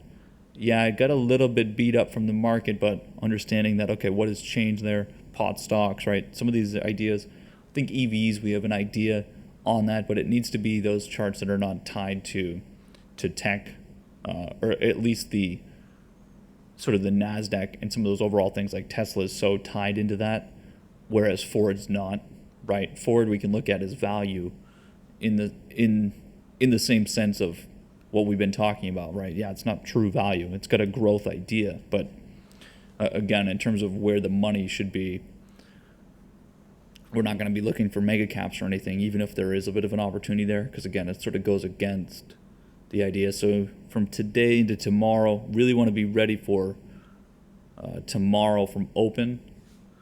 So I'm not looking to really, I'm not really trying to get a part of anything here today, because there's not anything to begin with other than managing some of the new charts possibilities. But really tomorrow is the day for over the weekend, because again, it's the question of all-time high or not. That's all the question is. We know that today needs to digest that move from yesterday. In these two last days, really, when you think about it, I want you to think about this is almost 5%. This technically was 5% today from this candle, this wick down here. That's a lot. That's a lot, right? And it's really easy for us to be like, well, no, it's no problem. If it goes into all-time high, you know what the all-time high is from down there? It's almost 7% on this chart alone. And so that's a lot. That when you talk about that move, it's a ridiculously sharp move. It's a level of volatility that is unsustainable, right? So you need a trend. So what's it going to be? Is it going to be a rally like this? We got the same levels. It's the same. We're in the same damn spot. We're right up in here, right? It's going to be fun. Oops. All you can do is follow your rules, and you don't get to make judgments. You don't get to read headlines and say, well, this is what it's going to be. Nope. All we can do is follow price. Keep pushing our trades. Keep pushing them.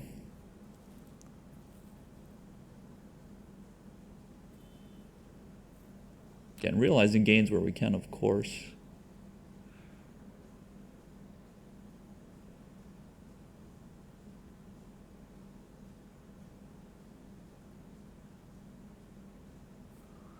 Bring it over to,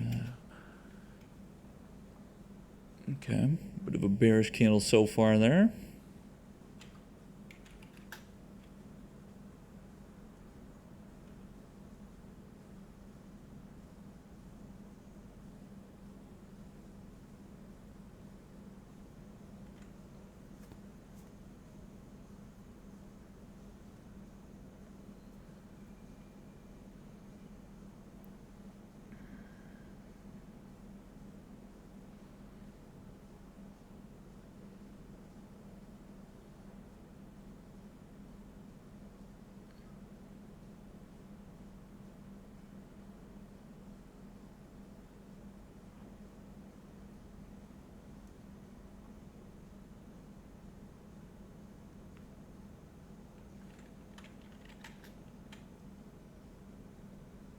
JJR mentions Netflix. Again, I talked about Netflix. Netflix was one of our first shorts from this last week.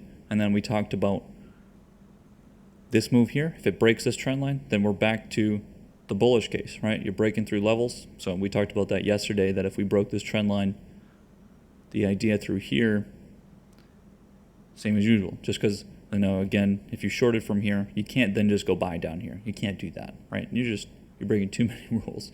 But if you now, after making that move, you're getting confirmation, you start to break through these levels. What does price want to do? It wants to get back into here. It does want to get back into here. We have an understanding of that. This is the trend line, right? You go to trend line support, that's what it bounced on. Now, whether you take the trade on the trend line or you wait for this level here, just comes down to how much risk you want to put on, right? Now, do you need to take this trade? No, you don't need to. You don't need to.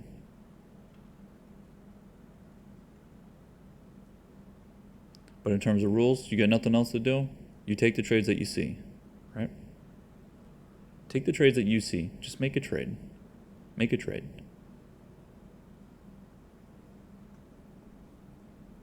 Yep.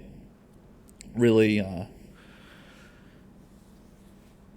getting good confirmation on that M trade. It would have been a little dubious if that M trade did not move, to be honest with you. All these charts that look like this, if they don't move, then that means that we do not have the level of demand that the market tells us, right? And that everything that we know is not true. That's basically what it means. It means you're wrong. We can be wrong. We can be wrong.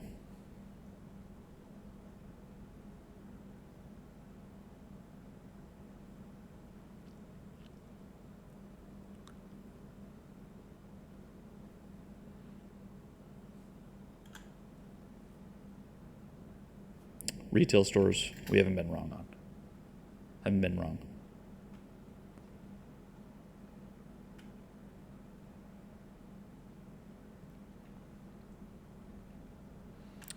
BGAP continues from yesterday. Correct. Again, continuation. So it wants to continue this trend in here. Trend line comes in 1075. 1069, nice. Nice. A little nice emoji here. There you go.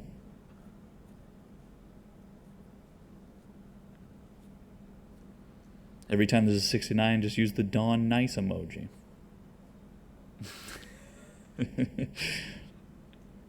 I thought this group was about being serious and making money. Yeah, it is. But let me be honest with you. You're not having fun. Uh-oh. Here comes McKee's value so choppy. Uh-oh. Get a feeling.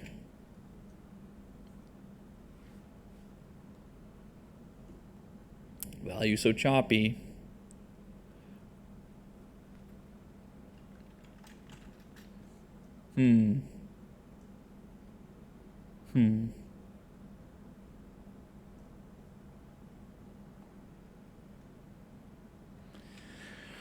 Yeah, it's rough out there, I'll tell you. I'll be honest with you.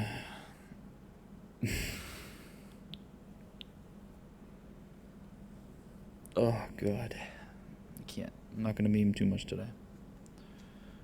Fucking tired. I mean, at this point, I'm not exiting anything here, so I might as well just go back to bed, to be honest with you. And there's nothing to really do today. We know what today is. We talked about it yesterday. Not much to do today. And I'm happy with that. Might just go to bed. I was contemplating it. I just set up everything for this morning. Stops are there. Got some, new buys and everything in there for if it's there, but take profits for some levels for transitions. I was like, dude, I'm fucking tired.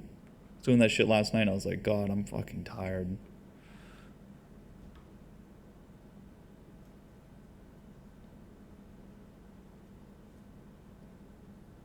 For some of you, You should be taking multiple days off.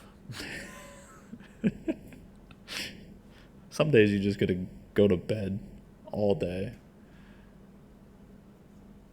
Ecto says today is panic day because red candle.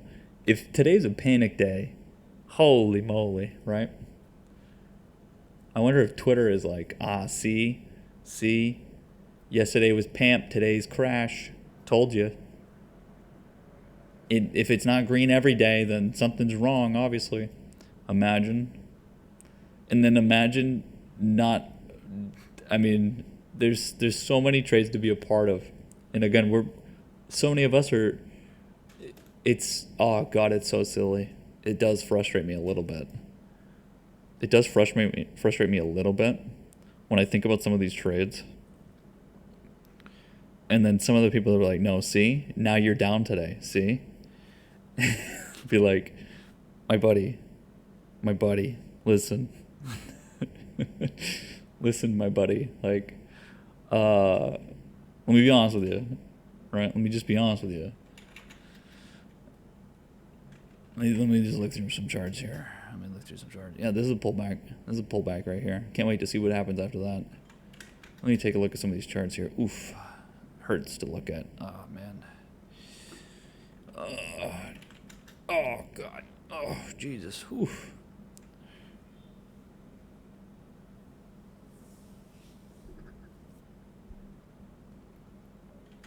Let me take a look here. Oof, big red day. If it's not a big green day, it's a big red day.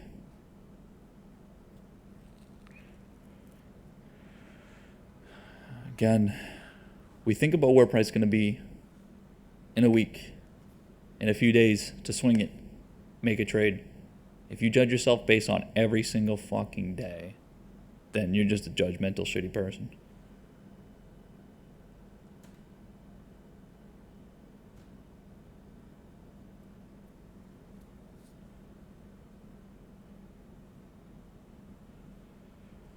You know how many points you missed here? A few 100%. Every single day only made up of about, 20% or so. 20% a day. Energy was a little bit more. Travel. Hundreds of percent. 500%. 500%. Win was like 300%. Save. Pretty big, substantial in terms of this to here. Here and here. Pretty big. What's some of the other trades? There's quite a few, right? There's quite a few. REITs. REITs are big marginals. SeaWorld. Imagine making money on SeaWorld, telling your cousin Greg. Twitter. Not every day needs to be pretty. FSR yesterday. A quick almost 4 digits. Quick almost 4. Imagine.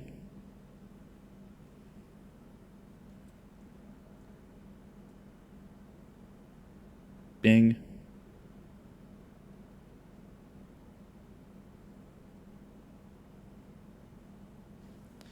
That's okay, guys. Don't worry about it.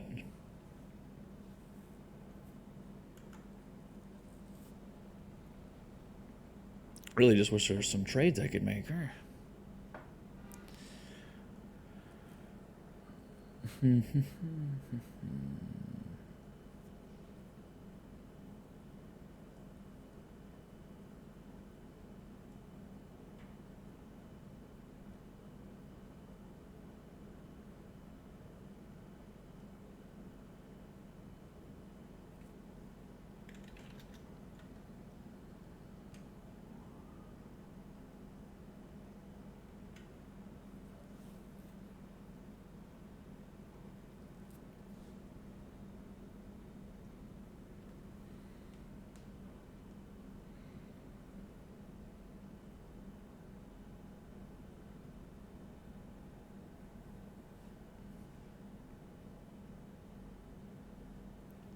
Billy is certainly going to set up a China sector convergence for the weekend. Again, we like those trades for the weekend. Oh, excuse me. So that doing over 10% today. Going to be looking for those others, PDD, JD. JD's a little messy still. Not Baba. Baba's a too tech heavy. Bidu. Looking for those, even today. In relation. Again, the Billy move we're, of course, looking at. Some of you mentioned it yesterday as well. Those are good trades. Again, I mean, we had the huge aerospace and defense move yesterday. That sector finally popped off, doing about 10% across the average, right? That happened just yesterday, right? So again, those of you that are, I think some of you are certainly moody people. I mean, I know you're moody. You have like a big day the day before. Like yesterday was a big day. Big numbers. Everything's great. And then today can be a day that nothing needs to happen. It's coming after a big buy day, big buy event. You're not going to have a continuation of that. You're going to have a stop day. On days like that, when there's nothing to do, you don't need to do anything. You don't need to force anything, right? Don't need to force anything. Those are days that you can breathe, relax. And when you see everything hold like this as well, very important. You know who's freaking out today? The people that didn't do anything yesterday. Like McKee's I'm just going to call him out because I think he was busy yesterday. Value so choppy, he says, right? Why do you think he's doing that? Probably because he didn't trade anything yesterday. Probably didn't get a part of anything yesterday, which is okay. You got other things to do. But it will put you in a mindset that if you're not already in position, you're trying to get into position now, makes things really difficult. Makes things really difficult. And that's why we talk about, depending on where your entry is, it makes managing the trade, you could be really easy to manage the trade, or it could be really hard. You bought down in here, or you bought here, it's really easy to manage the trade. You bought over here, very difficult. You're trying to buy right now, it's pretty difficult. It's taking profit. We look for that historical halfway retracement point here, coming into it right now. And we're coming now into the open. We were talking about it open, that it needs to make the move in the open, or else when it goes into lunch, it's just going to kind of just trend on it, melt, right? It's making the move exactly as you suspect it would. Fridays are what? Fridays are usually green days, bid days, going into the weekend. That little extra bit of risk people like to buy on. Like to buy on it. What did I say yesterday? If you know you're someone that's not going to push through, you know already if you're going to push through something or not, then take profit the day before, so that when it happens and you know you're just going to have to take profit anyway, or maybe you're even going to sell at a loss, you should just realize the gain beforehand. What did I do yesterday? I realized a bunch of gains yesterday. When I came in here, I told you guys, I'm like, I took all those people buying, I'm going to sell to them, right? Because there's a level of that in the market, right? There is a level of that in the market right now. Take it while you can. Are there trades that are just going to continue to blow off the page? Absolutely. Absolutely.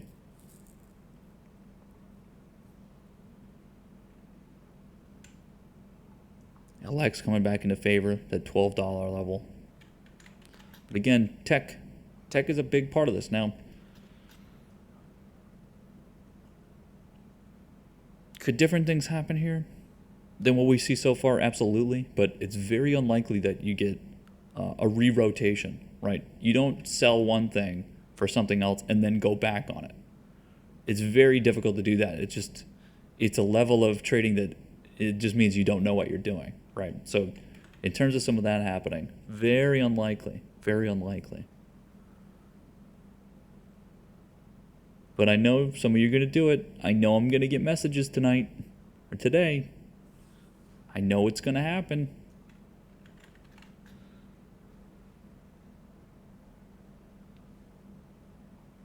I know it's going to happen. Listen, Don, there was just nothing I could do. There was just nothing I could do.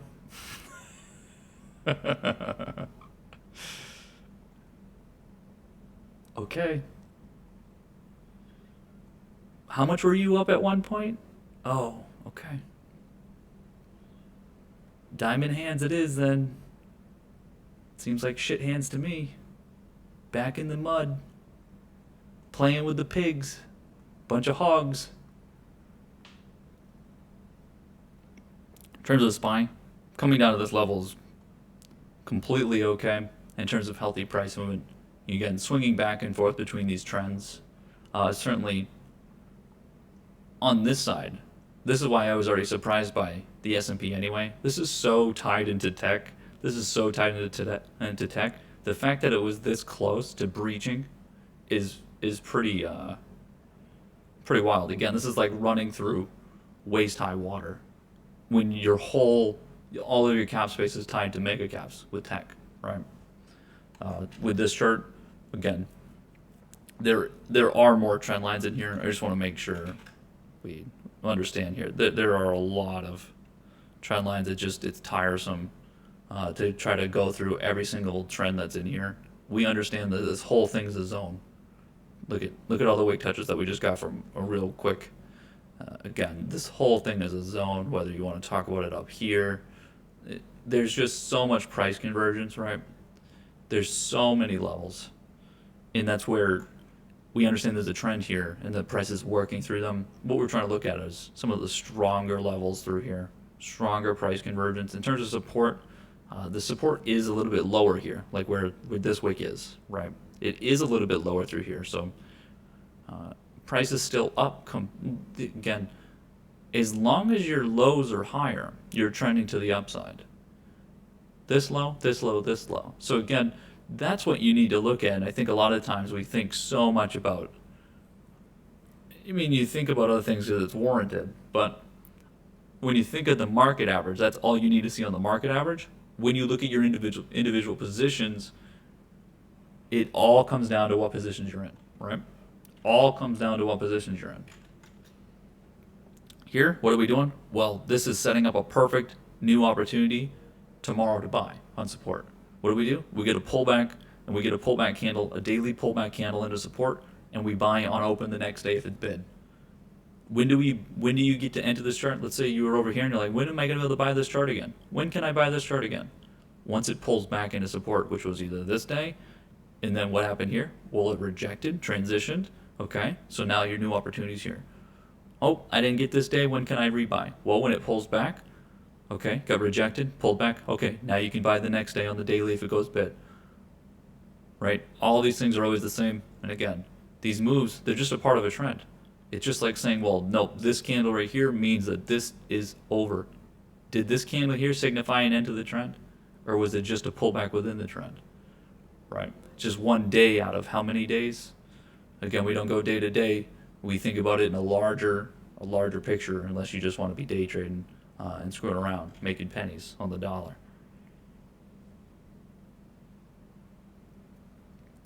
Very nice candle there on that chart. Again, these other charts also setting up the same moves. New opportunity, transition signals. Right? Again, the same move. You bought here or you bought on this here. You were able to get a signal of what to be doing with those trades. This also sets up another new opportunity tomorrow. That opens on support here, confirms that support, and you go bid. Very straightforward, because you only need to manage one thing and look at one thing. Where does price open? And that's it. You don't buy if it's selling, so that you don't even need to look at that. All you need to see is that it's open above and it's bid. Right? It's one thing. It's all connected together. And again, it comes down to your option chart anyway. Let's see what the boys are doing. Let's go take a look. So we get the bid from basically the last 90 minutes as it broke through the supply. Again, when it broke through the supply, that's when it was possible to take that trade, because as soon as that breaks, it's a signal that, okay, we just cleared all of the liquidity that was out there, all the sellers, all that supply. Over here, what's our next level of supply in here? We don't really have one. No supply. So it comes down to where are the options? I find it doubtful that there's many more many more marches out there above where this price is now. I can see from down here because of all this. I could see from down here, but I find it very hard to believe that there's anybody from up in here still. So you're going to need new buying. So again, this is going to all be dependent on how much option buying there is for that squeeze. Again, there's no short squeeze mentality, anything anymore. It's all gamma all the time. With the fact that today's a take profit day, a stop day in the trend, and that there's nowhere else to go at the moment, that allows for today for this to pop, and then tomorrow it would be a bit of a stop, right?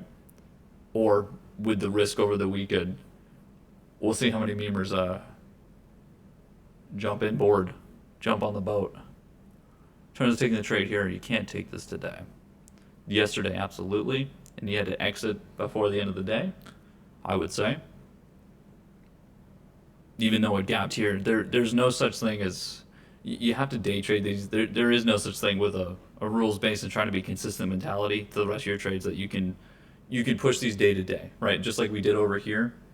When we took these trades, these were good trades. This is a way of, when we took these trades, it's a very good example of being able to use our strategy and protect ourselves while still making fucking boatloads of cash for dumb reasons, right? Taking these breaks, taking profit, take the break, take profit. Waiting for the break, enter, take profit.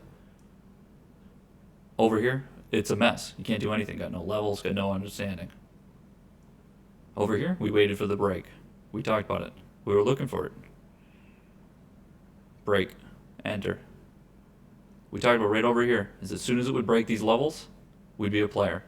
You even get a rejection on that the all-time high previously from years back.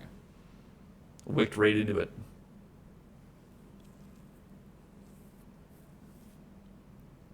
But it's fun. It's fun to be entertained on days there's not much else to do. The Macy's move again. There are things out there that, again, every day does matter. But again, it's just a part of an overall move. There are things that if you haven't been doing anything, again, if you just woke up, you're just joining, there is shit to do, of course. Absolutely.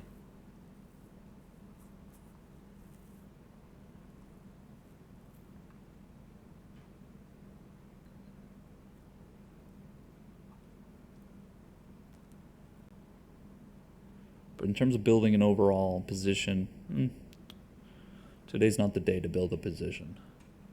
You can trade today. You can buy on the pullbacks from today at open tomorrow. Absolutely. If you weren't already in. You know what's going to happen at close? You guys are going to be like, oh, yes, can't wait for tomorrow.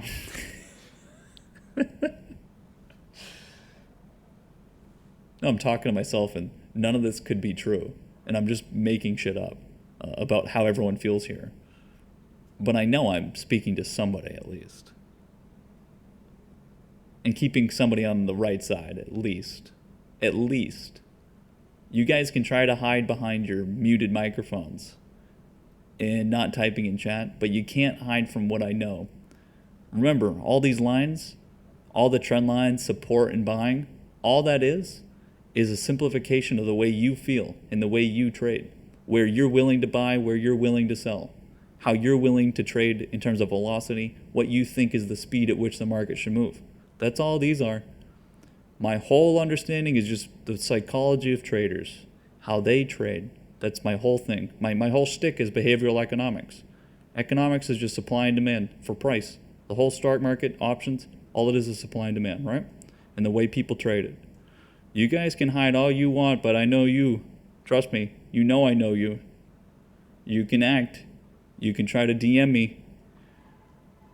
I know exactly what it is you're doing. I know why you took a decision when you tell me. You're like, I know why you waited. I know why you guys waited on some of these trades yesterday, right? Why you weren't able to buy the whip here. Why you didn't trust support. And I understand that you guys are going to come be buyers over here and then I can sell to you up here. Right? Because you are just the market. You are the market. The market's made up of a bunch of you. There's a million of you and one of me. I mean, there's more than one of me, but for every one of me, there's a million of you. For every boogeyman, there's a million scared children. Right? I know some of you stayed up all night, sweating over your positions. I was tired too, but I fucking passed out immediately. I didn't even think about it. JJR, today sucks.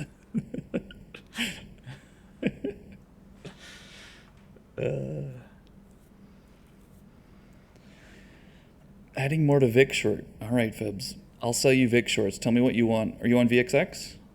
You guys want to see a live trade? I will sell Fibs VIX. What do you want? You tell me what you want, and I'll make you a market right now. You tell me what you want. You want VIX calls? You want VXX calls? I'll sell you VXX calls right now.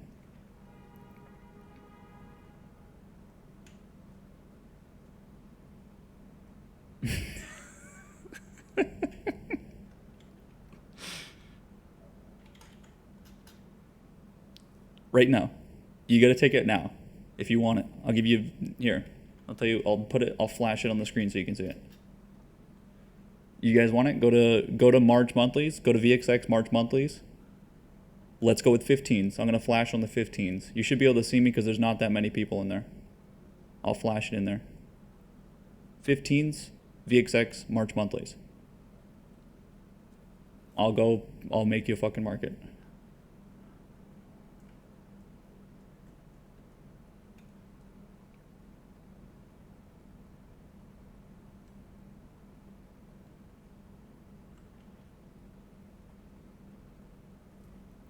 Puts. Okay.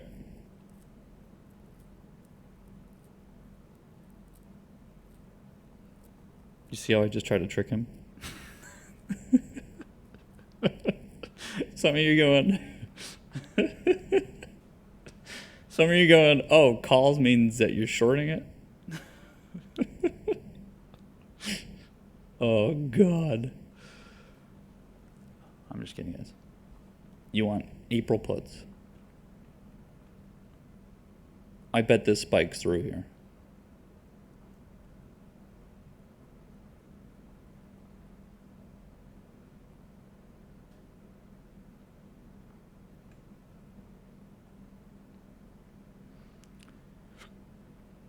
You want me to sell you March puts? I'll sell you March puts. That's what I mean. 15s. I'll sell you March puts.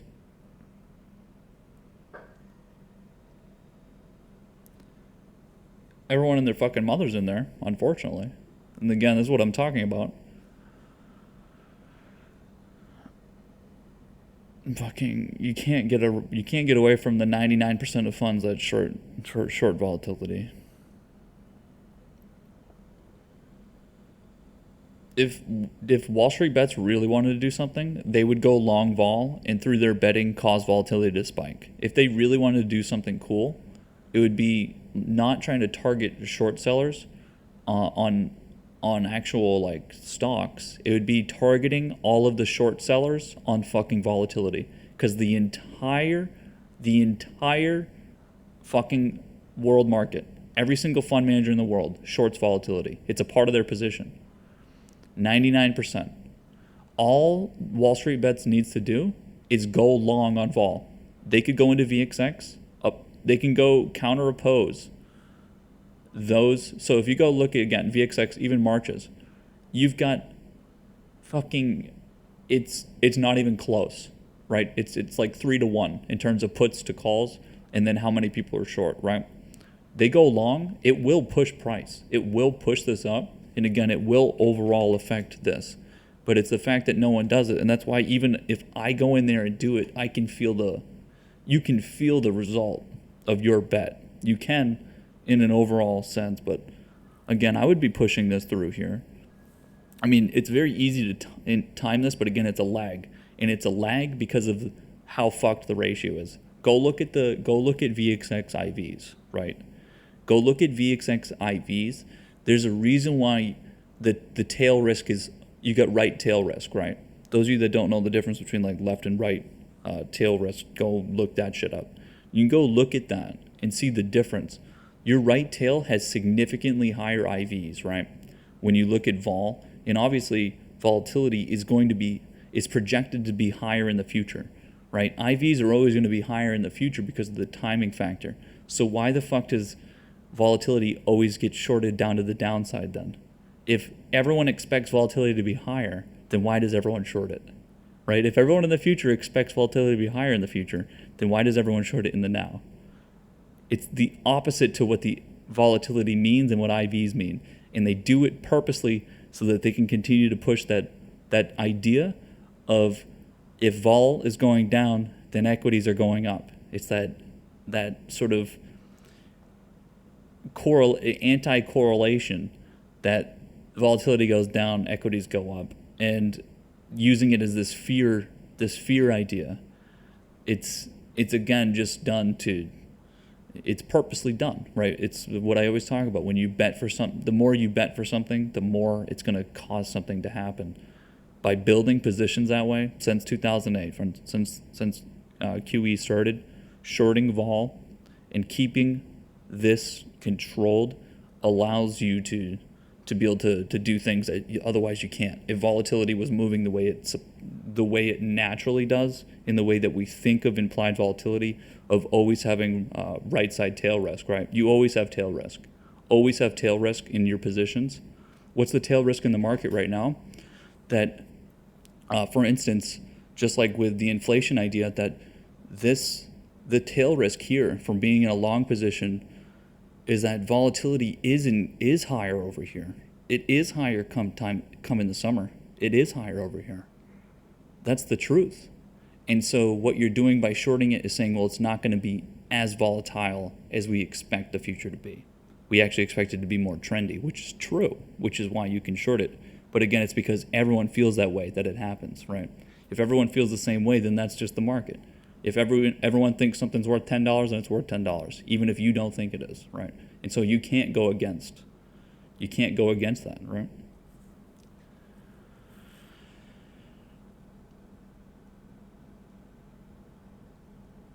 I want my time on Cap Hill Zoom.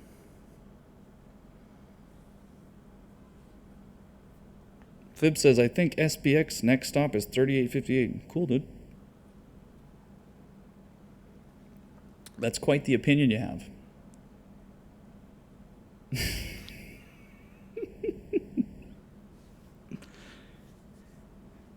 I could ask my dog.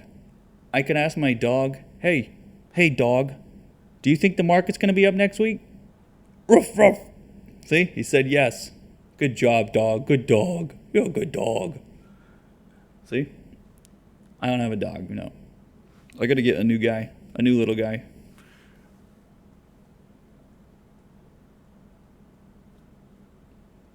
I've been looking. I just have so many, a lot of my girlfriends have fucking dogs, and it's like, it's too much. A lot of my friends have a lot of dogs. We go to a bar, they got the dog, and it's like, it's just too much if I got one. If I want to pet a dog, you just call someone. But I think I might get one. Depends. I don't want to fucking go back and forth. Like, I'm trying to get that condo in Florida right now. If I'm going back and forth, it's been COVID. The only reason I was thinking about getting a dog was because COVID. Be home. But in normal circumstances, I'm fucking doing too much all the time. I feel bad. It's like when I was working and going to an office, I would never be home. Now it's different, but COVID. Fucking super COVID. Get your vaccines, boys. We're all last on the list.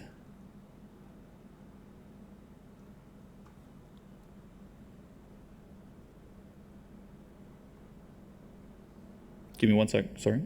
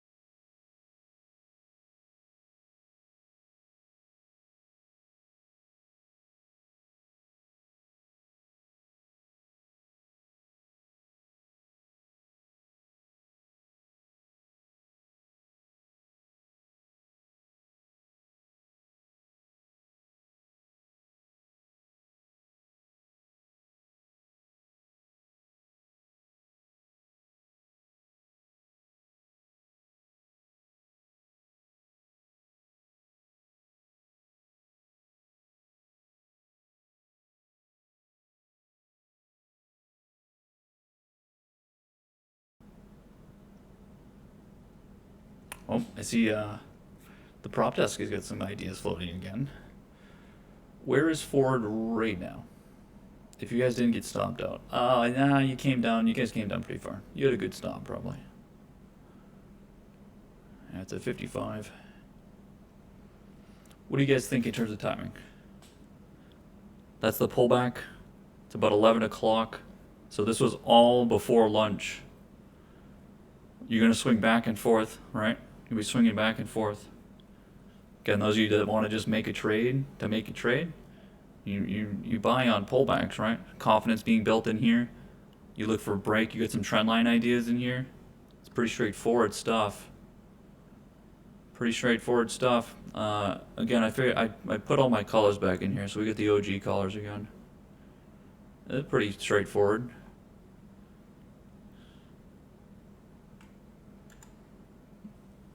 There are day trades to make out there if you want to make day trades. Again, I'm not going to make any. I don't need to make any day trades. There is money to be made out there if you need to put some points on. I just don't have the energy to go make a couple day trades here for a few $100, a few $1,000.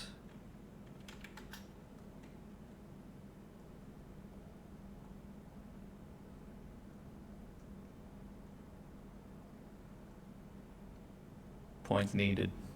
You guys need points. You can find them. You guys want to fix your core positions up and get a better average? Well,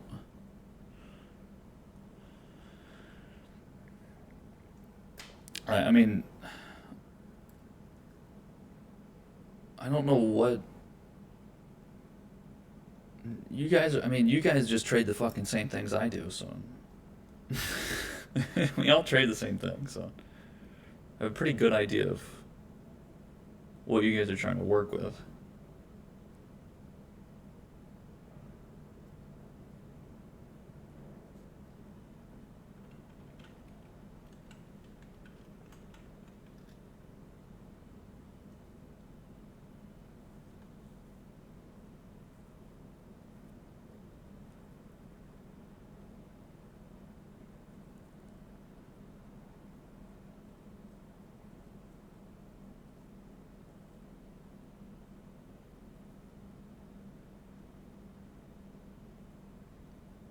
Do you have any videos, books to explain the right left tail you're explaining, or is that from the options pricing volatility? No, it's not. It's not from Nattenberg. Tail risk just being, tail risk being so. We have a method, right? We have a strategy. We keep things simple and we trade on a trend, and we exit positions once those trends break, right? We exit a position once our support breaks. We enter when resistance breaks, and we buy on support. These ideas, right? They're very simple. And we just hold a position as it continues the trend. So right now, what are we doing? We're holding a position. So if we go back and think about these, and I'm going to explain the tail risk a little bit here, because we're not really doing much else, so might as well do it now. So you're in a long position, and come the election, we went all in, not to like use the all in word, but we basically put all of our cash in for a long idea in value, right? And we had confirmation, so we were able to keep pushing it. We added up to 100% and pushed it. Now, this is trading on a trend. And the idea is that you're not going to break this trend, right? It's very hard for this to break the trend, and we would know when to exit because of that trend, right? Tail risk is for not that plan that we have, in that something in the future, there could be an event that happens. We talk about events every now and then. They do happen. There is the chance that an event could happen. It's not absolute that a trend continues, right? Now, the trend has continued, right? Tail risk is that there could be an event, very low probability chance that something happens. What kind of event would be a tail risk? What was the most recent big one? COVID. Oh, hogs, yeah, the hogs, and yeah, but that didn't really blow up anyone's account. COVID was a tail risk. COVID ended up, you know what we were trading over here? Do you know what we were doing over here? And all you could do since 2008? You guys have heard me talk about it before. all you could do was go long. All you could do was just go long. There was literally nothing else you could do. You just went long. For the last 12 years, we've had a bull run, a bull market since 2008. We've had a bull market for fucking 12 years. The only thing you had to calculate was a tail risk. That was it. Otherwise, there was no risk. Besides Donald Trump tariffs, which is this whole thing in here. The Donald, MAGA, and hogs infiltrating the Capitol. But so tail risk is not so much like a Murphy's Law idea or something, but it's that there could be a rare event in the future. And so you have to calculate that volatility into your projection, which is to say that average volatility is going to be different in the future. There's always more risk as time goes on. There's always more risk, which is what I'm talking about with IVs. When you look at volatility IVs or anything, the IV is always higher in the future because there's more time that one of these tail risk events could happen. The more time you project into the future, the more chances there are that something happens. There could be there could be a hurricane. Hogs could infiltrate the Capitol. There could be an FX crisis, right? The dollar breaks out. These different type of things that we might go to war, or China might go to war. Or these different things, right, happen that are tail risks that get calculated into your average, and those do get calculated into IVs because of that idea. And this would be on a less macro side. That would be for like the whole market. For individual positions, the tail risk on Netflix might be that its competitors take its demand. For Snapchat, Twitter, it might be that the tail risk is that they become irrelevant because another company takes their spot. Tesla, tail risk could be that the rest of the EVs actually take over and the automobile companies actually beat them. That could be a tail risk. Airlines, you may no longer be a part of the market because you weren't able to handle sort of the COVID situation. These different things, right? Those would be tail risks. And left and right just means losses or gains. There's tail risk for gains as well, right? So again, there's losses or gains on that tail risk. Maybe there's an event that actually is positive that was not suspected, and now it causes something to happen, right? We have a lot of examples of this. What's the most recent example of something like that on a chart that we did well on? Faye, for instance, right? Faye had that. There was like a security fucking thing, and that was a tail risk that there could be an event that causes it to actually be good, right? Right in here.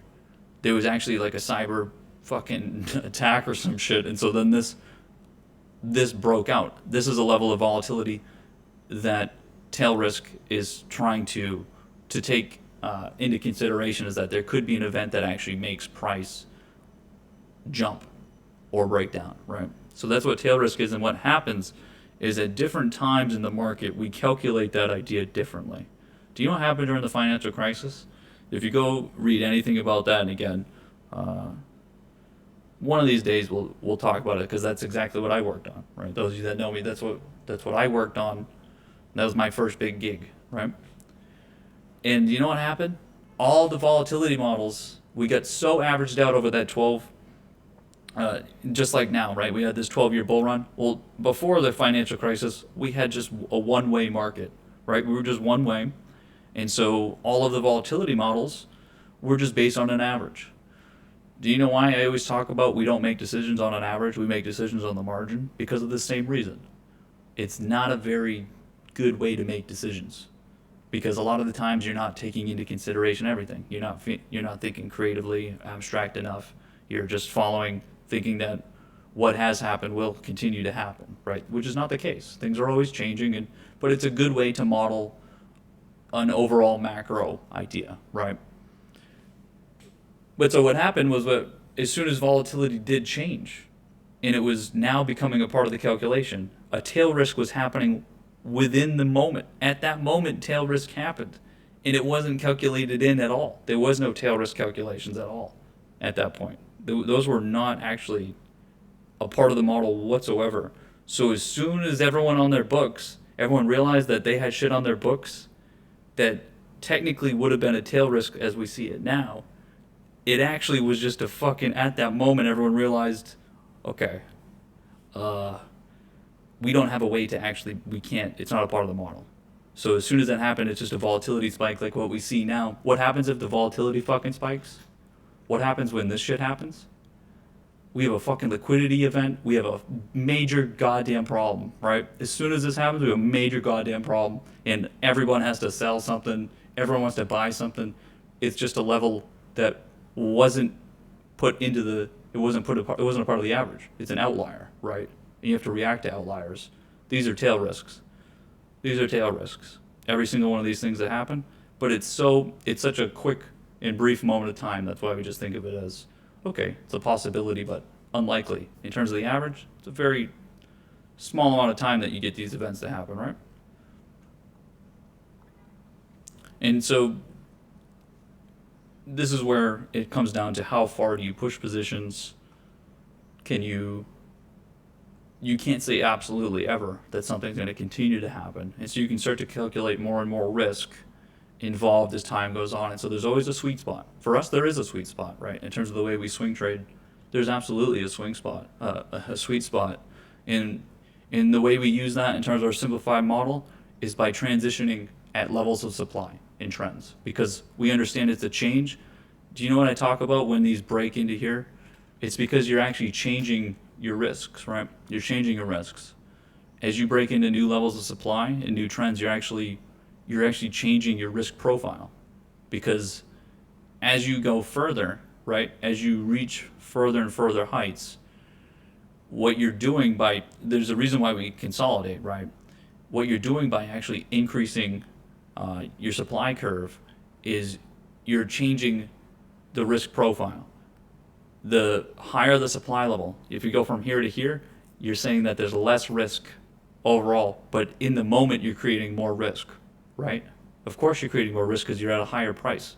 You have more to lose than down here. So you do have more risk, and so the tail risk increases because of that move. And so it's always a matter of now and then. And this is also where that curve will change. The curve does change, and that's why you look at those. You should be looking at your IV charts and seeing how those change, because based on where price is, as your contracts, for instance, get in the money or out of the money, based on how that curve looks, where if it's at the money, for instance here, depending on how that looks, it could be that IVs are high while contracts are in the money, and then low when they're over here out of the money. So what's going to happen as price moves here, it's moving this curve, right? And so it's getting more and more up this IV. And it could be the other way, right? It could be the other way, which is like what volatility looks like. If you go look at those VXX charts or something, it's what it looks like this.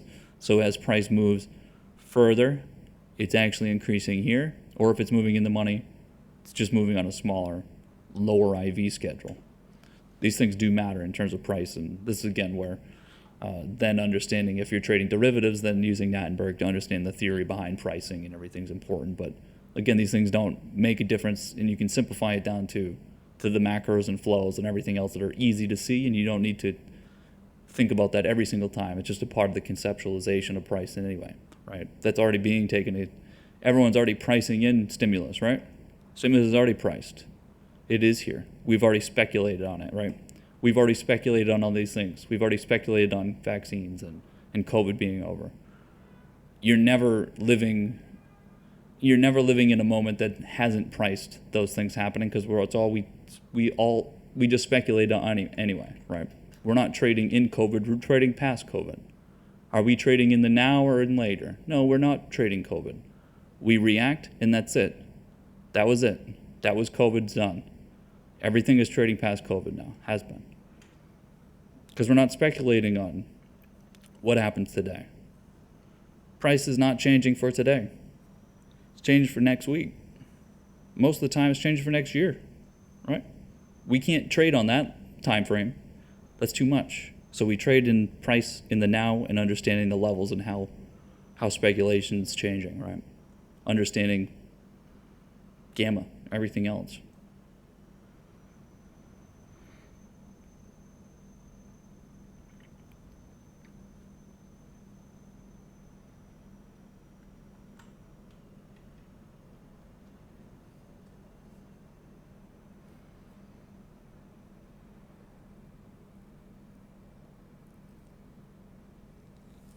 I'm looking at the open contracts IV through TUS. The March calls IV is higher than the August Junes. Is that what you mean? Speculation, it moves in the short term or over the long term?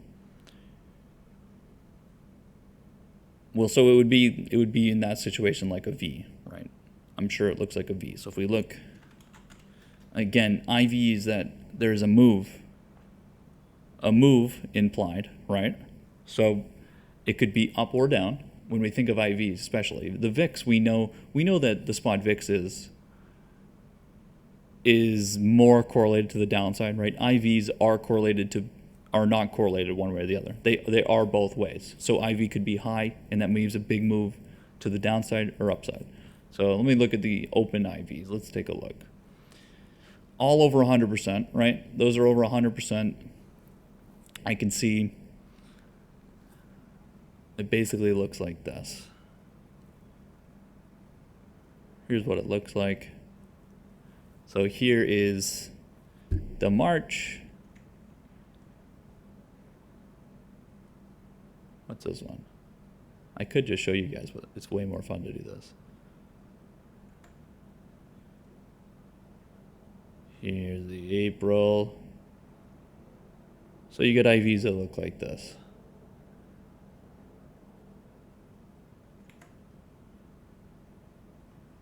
Let me make sure I got these right. Okay, we got March.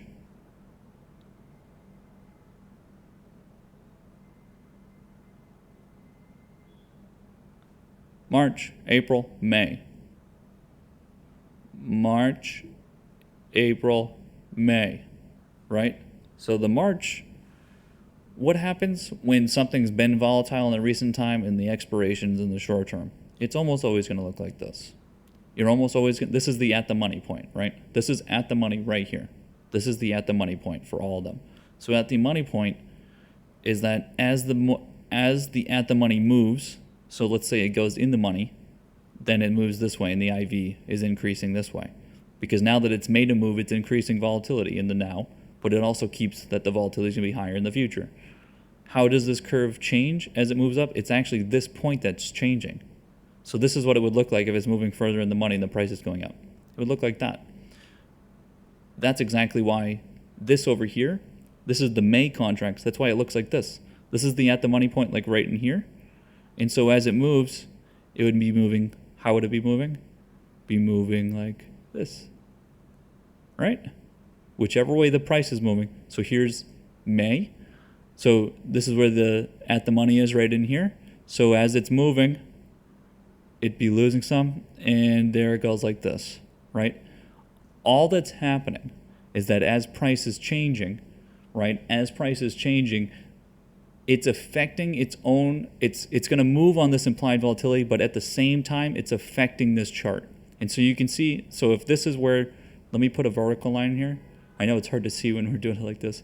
So if this is the at the money point, again, this volatility graph is going to move on this. This is making it, this is moving the strikes to the left. This would be price going down, price going up, right? And it will move that IV and move all of these together, right? But at the same time, it will be affecting these charts, right? So as this gets, see, this is the difference between time frame, short term, mid-term, and long term, right? If we think of 1, 2, 3 months, right? And the difference is that this chart here, this will start to change. As it gets sooner and sooner, what's going to change on this chart here, or excuse me, these long-term contracts, right now the IV looks like this. What's going to happen as these get shorter and shorter term, it's going to look more and more like this here. So it's going to develop this part of itself, that the IV, as the price is going down and increasing because of the short-term mentality, that your exponential is increasing as your time goes down, because now you have less time. Now there's less time. What does that mean? There's a risk on both sides. There's not just a risk on one way. Why is there only IV towards this way? Because as time goes on, there's a higher risk of a move happening, right? As time goes on, just like we talked about. This is the longer term. As time goes on, there's a higher chance that a move happens. What about when it's very close? Well, there's a chance of a move on both sides, right? There is a chance that a move could happen on either side because of it's short term. You don't know for sure. In terms of this, well, you only have time. Time is your part of your volatility here. So again, this would turn into, this right here would start to, I don't have the line here, let me redraw it so we can see it. Here's what it would look like, and you can again see this as the time goes. So here's what it looks like right now on the maze, and what will happen is as time increases, this will, as the contract starts to get it closer and closer to expiration, this will start to increase here, and it will start to get sharper and sharper both ways, right? Just like you see on these marches, right? And now what happens if price continues to move? Well, if price continues to move, it's going to change this curve here in terms of the way in which IV is going to affect one side or the other. If it's been making a large move towards the upside, which side is going to be going further, right? Think about, this is the strike at 50, this is the strike at 0. Which side of the IV is going to move more if the price is moving towards the upside? What has a larger chance of happening? This side. So the IV over here starts to increase more, and this might start to flatten, right?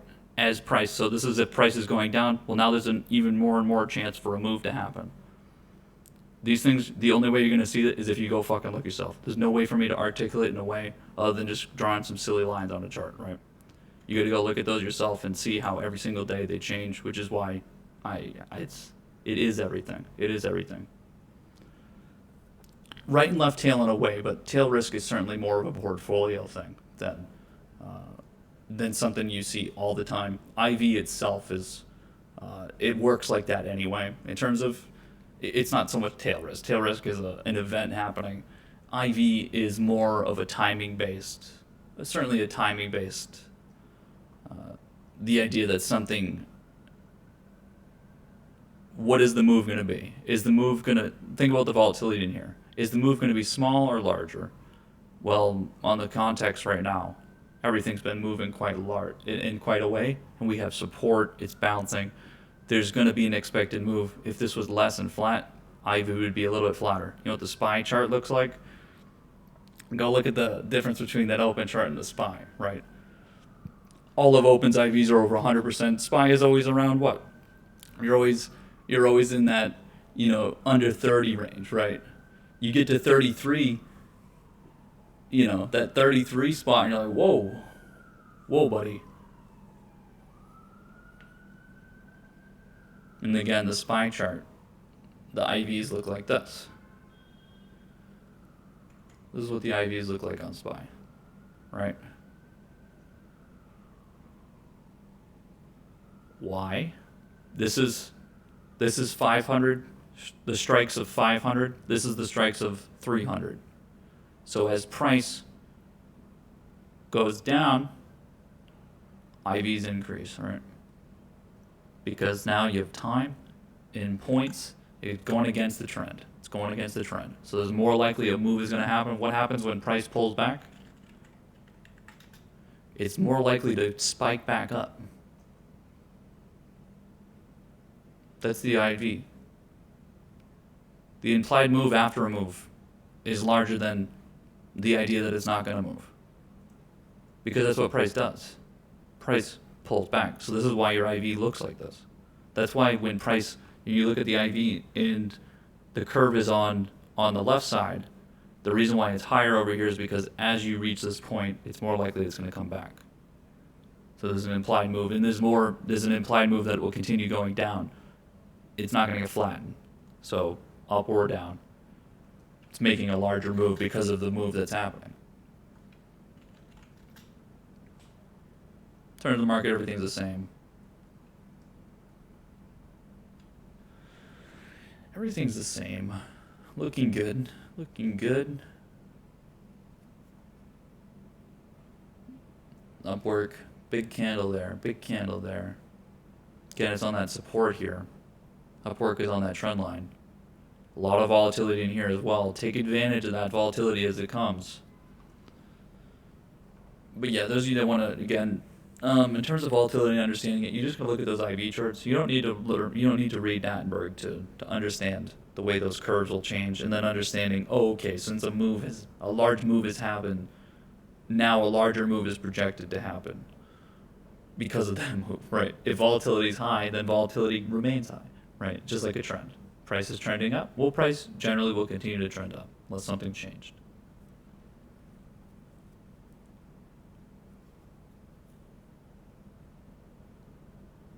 What do we like to do? We like to buy when the IV's low so we can swing it up to when it's high, right? Why do we buy at the money? Because the at the money point is usually the lowest IV. The at the money point is the lowest IV and the highest gamma. Highest acceleration and a low point of volatility to swing it to a higher point of volatility. We want to be buying, that's why we buy on a move. You don't buy options unless you're expecting it to move. You don't buy here, and you don't buy options or calls here unless you expect the move to happen. And if the move doesn't happen, then it's not proving, then the math is no longer there. And so then the volatility is going to drop because the move's not happening in that moment, right? Now the acceleration is not there. Now it's going to lose points.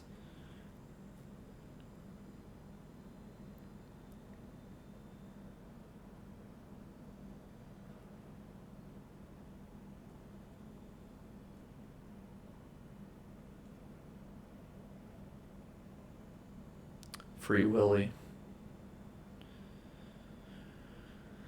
All you had to do was buy Free Willy, boys. Just think about it. I just want you to think for a moment. If you lost money over the last year, you lost to just SeaWorld. You could have put all your money in SeaWorld if you didn't make, let's just put it in this perspective. So let's say you started trading here, the end of summer. You lost to SeaWorld. Stings, doesn't it? You could just put your money in SeaWorld. Yikes. It's a bad way to look at things, but...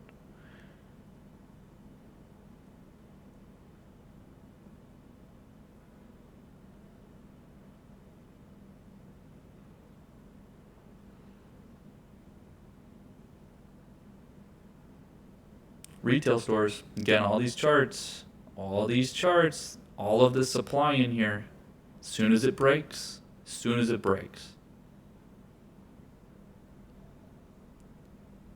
Why?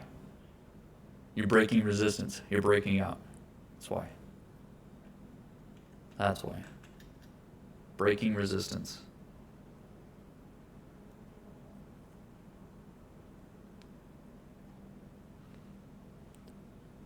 In terms of take profit so far on these moves, they look very good. Exactly what you want in terms of pullbacks, healthy price movement. Move your supply, right? Move your supply. Continue that new trend.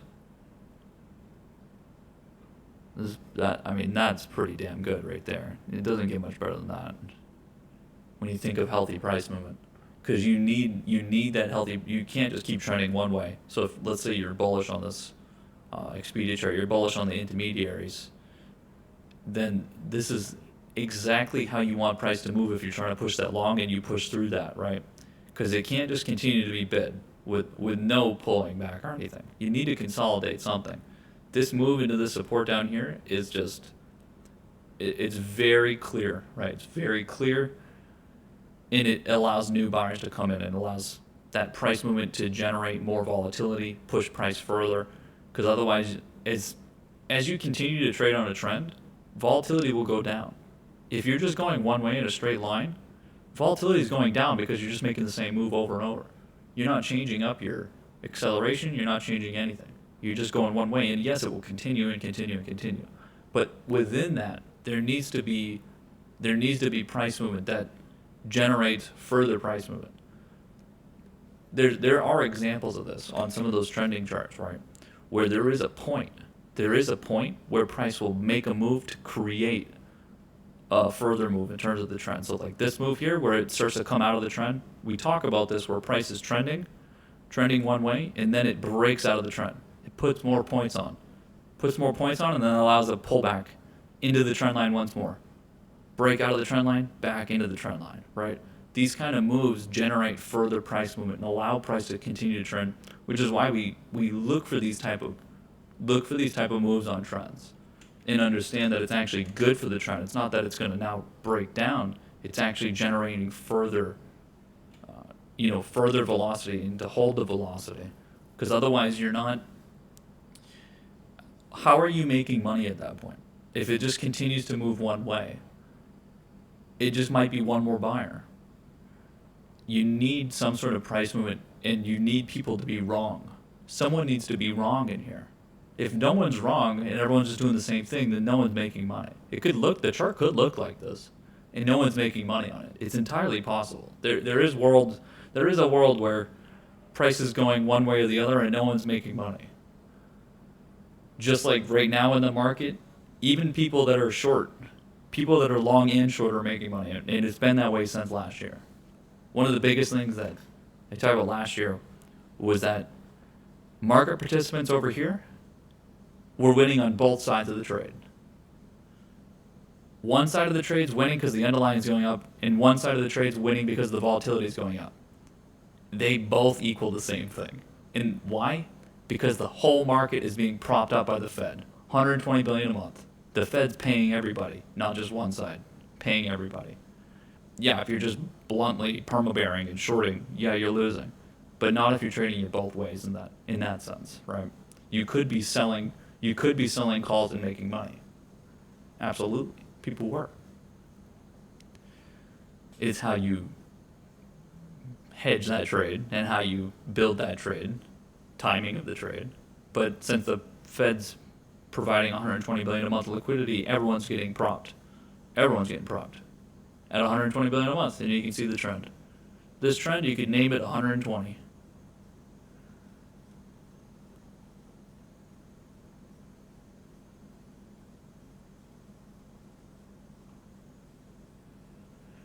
And those of you that are not ready for a 12-year bull run again, woo boy.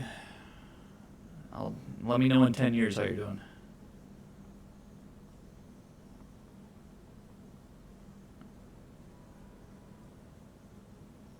Let me know in 10 years.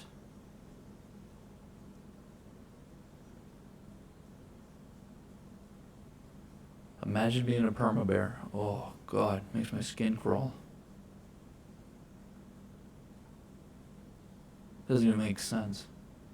What could you possibly look at? Markets are green 99% of the time? Well, I'm going to be the 1%, baby. And I'm going to lose my money 99% of the time. Because that's cool. That's ridiculous. Doesn't make sense.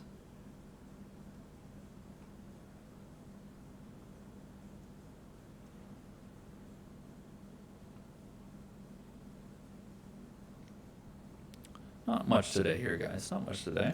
Close is going to be more interesting. Again, this open was exactly as expected here. Doesn't get much more in line with what you expect for a pullback, for a stop day. Close will make decisions, of course. Absolutely. Close will make decisions leading into tomorrow because, again, there's an expectation of all-time high, right? Expectation of all-time high. There is no... Just because you think that today looks like this, it doesn't change that everyone's expectation is this way. Goes this way.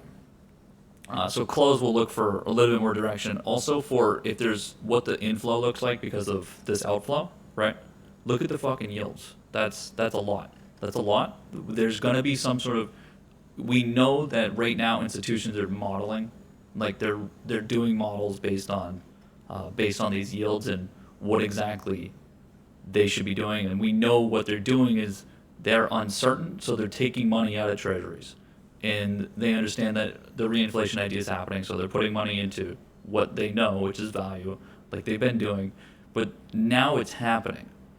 We knew this. Remember when this went over 1%, the 10-year went over 1%, I freaked the fuck out, and I was like, oh, here we go, boys, and we went all in value, and now look at it, because it's continued. We've all been speculating the whole time. The market's been speculating for this to happen. Now it's happening.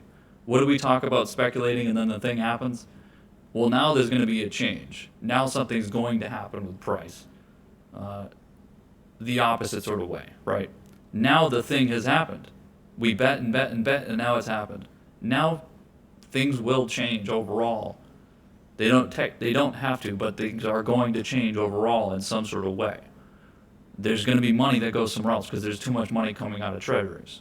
So the expectation is an inflow into the equity market.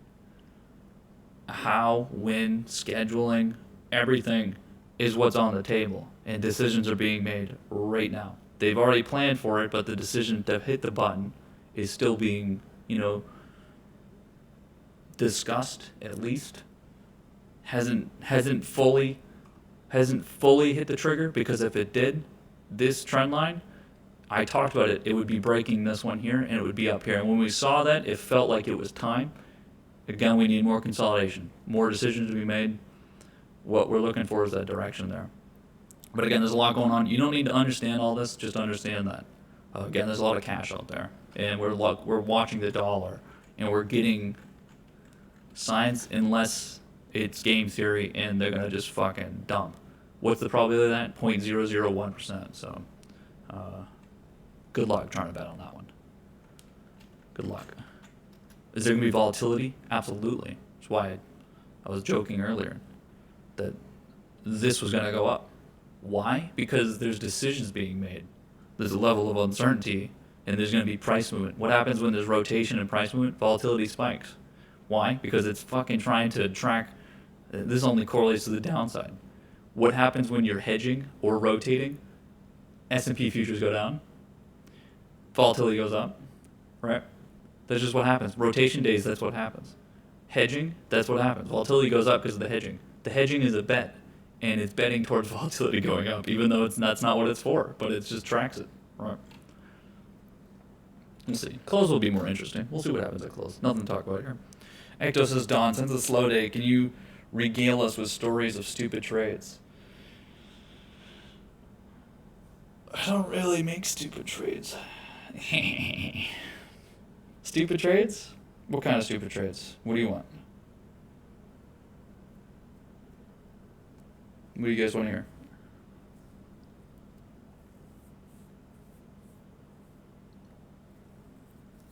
Some dumb ones you made when starting out, perhaps? So for my career, right, not talking about like, if we go from like institutions like on the floor, so I did operations, so the way the floor works, it depends what you're doing. I wasn't on prop desk or something, so this was fully for clients and everything, but I was basically an operations manager, meaning I wasn't, not an MD, you shitters, way too young for that. Not a full trader either, so I did operations, and so I'd be sort of handling all of the shit, right? All of the shit in the direction. And so a lot of my work was to not step on traders' shoes, but to keep like a macro sense. So like when I talk to you, a lot of the reason why I use the macro idea in the whole like this idea of using so many different things to maybe dictate what you do is because that's what I did on like a daily basis. So it'd be like, here's what's happening in a macro sense. And I would tell my trader on my desk that, okay, in a macro sense, I know what you're trying to do, Greg, but listen, Greg, here's what's happening in a macro sense. So you need to make the trade because, so for those of you that don't know, if it's not a prop desk, the only thing we make money on is fees, right? So we're making trades for institutions. The only way we make money is fees. So we need to make trades that generate fees, not just gains for our partner, right? And so to do that, you have these operation managers that basically will do some sort of big data. So like I was a big data guy, right? Because I worked on the whole AIG financial crisis case and everything else. And so my day-to-day was just basically looking for these big macro things, tell my trader, tell Greg, get his head out of the macaroni bowl, be like, listen, I know you want to make this trade. And so we were on the buy side, but here's how you need to do it in a macro sense. And I would do this for multiple traders, right? There'd be like multiple traders. And I'd be like, here's what we need to do for fees. And I would be getting our guys to focus on fees. And so in terms of dumb trades, like a lot of the time, so just to like set the stage with that, a lot of the times what this is that it turns into a dumb trade because of misunderstanding. And this is where prop desks are doing so well on, is that you just have traders making their own fucking trades. It's too much to have someone like me. I am terrible. I'm insubordinate. I think I'm smarter than my boss. All of this stuff, it leads to bad, dumb trades. Absolutely. Like, if I think I'm smarter than Greg that works on my desk, and he's the one making the trades, then absolutely we're making dumb trades, influencing things. So there was like things like, I think one of the dumber ones would be, it would be something like with junk. So those of you who don't know how like junk bonds and everything work, what we would do is basically offload a bunch of junk on sales, and we'd find some fucking idiot to go sell something. So you've got the buy side and then you get the sell side, right? And so basically I would be, the dumb trades always almost consisted of dumping some fucking junk on the sell floor and trying to get them to get rid of something, and almost always getting in trouble for it. So it would be like, we have like, let's say we have like I don't know, like a 5% position in some junk that's literally worth nothing. It's just on our book. And so what I would do is what you're not supposed to do. I would just go find like the newest intern, some fucking idiot, and I'd go over there, send it to him. You send it to him on the Bloomy. You get to his desk and be like, listen, dude, you got to get rid of this. It's up to you. It's your last hope. But guess what? This is a good opportunity for you. I must almost always get in trouble for doing that, because you're not supposed to get up, go fucking put it on someone else that's not even a part of your desk. Almost always would be junk. It would be like we bought something that we weren't supposed to bought based on like my idea. Be like, well, listen, we need to, based on the macros, we need to do this. We'd be in a position that's not worth anything. Go over to the sell desk, tell the intern, listen, you got to get rid of this, and it's up to you. This is a chance. It's a good opportunity for you. A week later, I would get in trouble. I'd be taken into an office, be like, listen, Logan, you can't be doing that. And then I'd be like, listen, I'm smarter than you.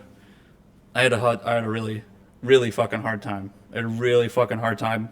The fact that they made me an operations manager is probably the best example of how you can be good in an interview and get a good role, and then not fit into that job at all. There was no reason they should have put me on a prop desk and just trade. There's no reason to put someone like myself that doesn't have control over other people, but is still like in a influencing position. It's just bad. It's shit. And institutions have a really hard time of understanding how to fit people into roles, because everyone wants to be a trader. So if everyone wants to do something and have like their voice heard, you do make dumb decisions. The whole fucking way it works is just dumb. Everyone's just trying to get ahead and make money, right? I don't have specific trades, and I didn't think there's things, but that would be like the way it worked, and I stopped doing it, right? Like I stopped doing it because it was like, all right, and that's why I always talk about it's not about the money, it's proving something, because I always prove it. That day, if you guys remember, that day I went fucking back there, and I got a bonus check. I got a fucking bonus check. Okay, I went back to the floor, and so this was this was last year, and I was still sort of feeding information over there, and trading with some of the guys and things like that. And so I actually got a bonus check, even though I wasn't working there anymore, for some of the trades and stuff that I had brought up before I left. So I left in February of last year. I left early February before COVID, which is a really interesting time. So I left my institution before COVID started. But I talked a lot about some of the ideas that, I benefited on for trading during that time, which was to be sort of a little bit more aggressive in trading through volatility and not being a pussy and trying to long term take advantage of short term, take advantage of when it's there, be a boogeyman, right? And so a lot of those ideas were there, and so then I went back to that office and I felt vindicated, right?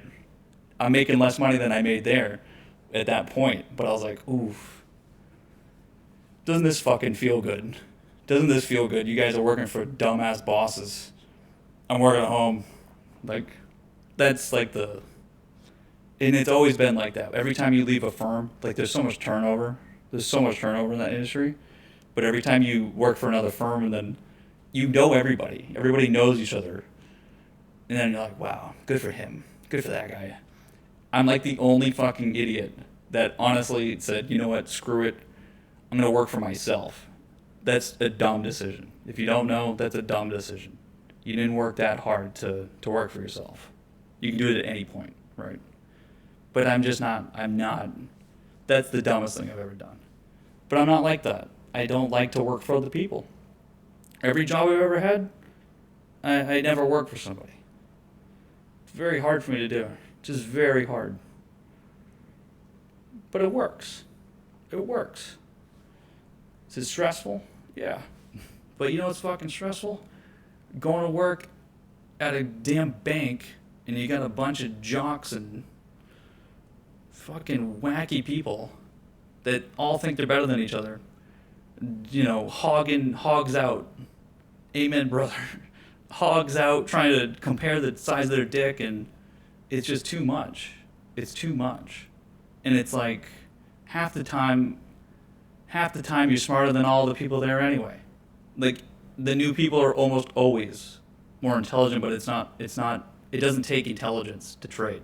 It's like I always talk about with chess. So I play chess and I always talk about, well, it doesn't take a genius to be good at chess. It doesn't take a genius to be good at chess. You can be a fucking moron and be good at chess. It's just a game. It's just a game. In terms of trading, if you're not on a prop desk, you're trading for clients, the only goal is fees. The people that do the best traders are the ones that only focus on fees. And there's ways to do it so that you're convincing clients to buy something, and that trade is going to make you a fee, even if it doesn't make them money, but it keeps them happy still. All of those different things, that if you're not doing that, then it's so difficult. And so now that we've had this whole resurgence of trading, all those Wall Street firms that blew up their really bloated their prop desk and are turning it into something, we started that a couple years ago. That's why when I went down to Florida, when we set up that desk down there, the whole point of that was to set up prop. The whole thing was to set up prop with no New York City taxes. That whole thing was to set up prop, and we started it early before COVID started. And so all of that, when I came back to New York, the problem was that they didn't want to do that here because it's so institutional focused. And then of course, that's where I made some money on it. It was like, all they had to do was start the prop desk before COVID started. But they were not looking at it in terms of opportunity costs. They were looking at it, well, we've got our clients and we serve them first. And then COVID happened and it was the fucking Wild West. Everyone said, oh, fuck the clients. We got to protect ourselves. And so everyone went and set up prop desks, right? Yeah, no shit, Sherlock. Fucking told you 6 months ago. Because when I went down to Florida and set up that desk down there and we set up prop, you'd be fucking blown away when you've got all of that money and you can just trade however you want when you want. How well and how good and rich of an environment that is. That you're not trading for a client, you just make your own trades like we are here, right? But you've got unlimited money to do it. Unlimited leverage, you just do it, and no one's on your back. And that's why I always joked about like what the prop traders are doing. You get prop traders with fucking t-shirts, flip-flops, fucking Burger King in their lap, doing their orders, and they don't have pressure. People with no pressure do very well. It's not their money. They don't think about money. They make good trades. And as soon as COVID happened, it took like 3 months, right? It took them a few months, and then they started doing those prop desks. Took everyone off clients, shut the equity floors down, put everyone on prop. And by everyone, I mean fire everyone, and then have just the best traders fucking trade prop. And that was it, right? And they make they do great work, and it's so interesting to see them navigate this market and like what we're doing, right? That whole thing that we done in here, there was no dumb trades. There was a lot of sleepless nights trading this, but ooh, baby, there was so much in here. And then again, you're not just trading on this, you're trading on where price was going to be here. What were we saying this whole time? That this was going to happen, right? And that's that, oof. And then think about it, as a prop trader, you're making You're no longer just on commission for fees for your client. You're actually making commission on a percentage of the trade you just made for the firm. You're talking about, first of all, the average is already 400,000 in New York for a trader, right? When that went to prop, you just doubled that number, right? You just doubled that number. And then that's what everyone was bitching about, was that they actually lowered the bonus percent because of how much larger the revenues and trading amounts were. So they had to lower the amount and didn't pay the full thing, because it's like, we're paying you twice as much. What are you complaining for? And so you've got, again, like, that's, everyone's making over $1 million last year for trades that they would have made anyway, but it wasn't for a client, right? The beast. And everyone's working from home, right? That's the funniest part. Everyone's just at home. I mean, the floors stayed open, but floors did stay open.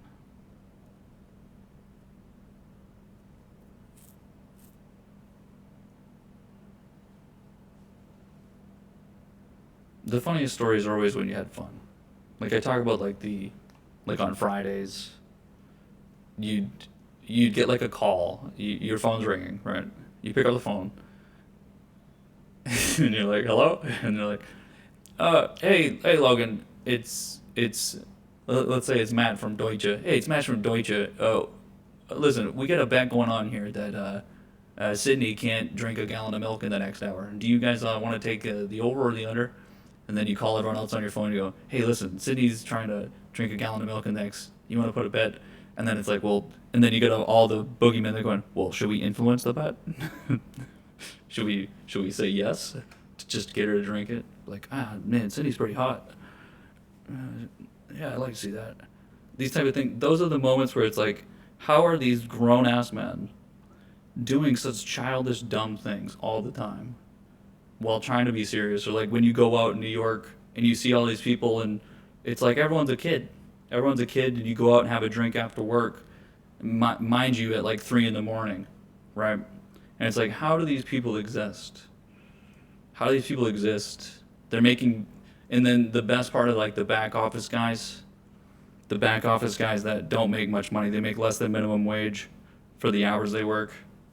And then they're the ones that are going the hardest, because they know in the future that if they keep doing it, then maybe that one day they'll be able to make money too. It's just like, how does this environment exist? I just don't understand.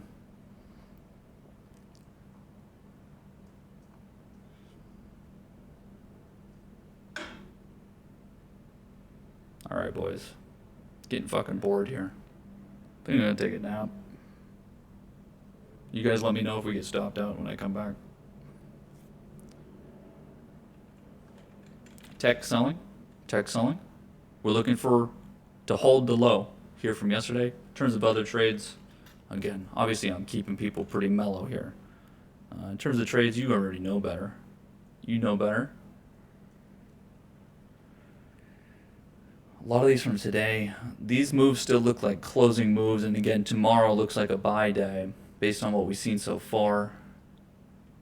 Let's take a look at things, and again, everything's reacting to that treasury move. Keep in mind that, yes, there's money coming out of there. It's very important to understand this timing a little bit. See the volatility spike here? Where's Fibs, right? Fibs left the chat because he says short vol and I say long vol. Where is he? Let's hear him. Again, this is expected. Yields out of their mind. Everyone's selling treasuries. It doesn't necessarily mean good or bad. It's just you need the flow first, right? Need the flow first. In terms of overall, almost all these charts are still above the low of the prior. Let me see. Let me bring it over to here. Let me show you here. This is what matters, right? Before we go on break, take a look at the trend. It's a day in the trend. Day in the life. One day within the trend. Today's Thursday. Fridays are almost always bid days on a lot of these.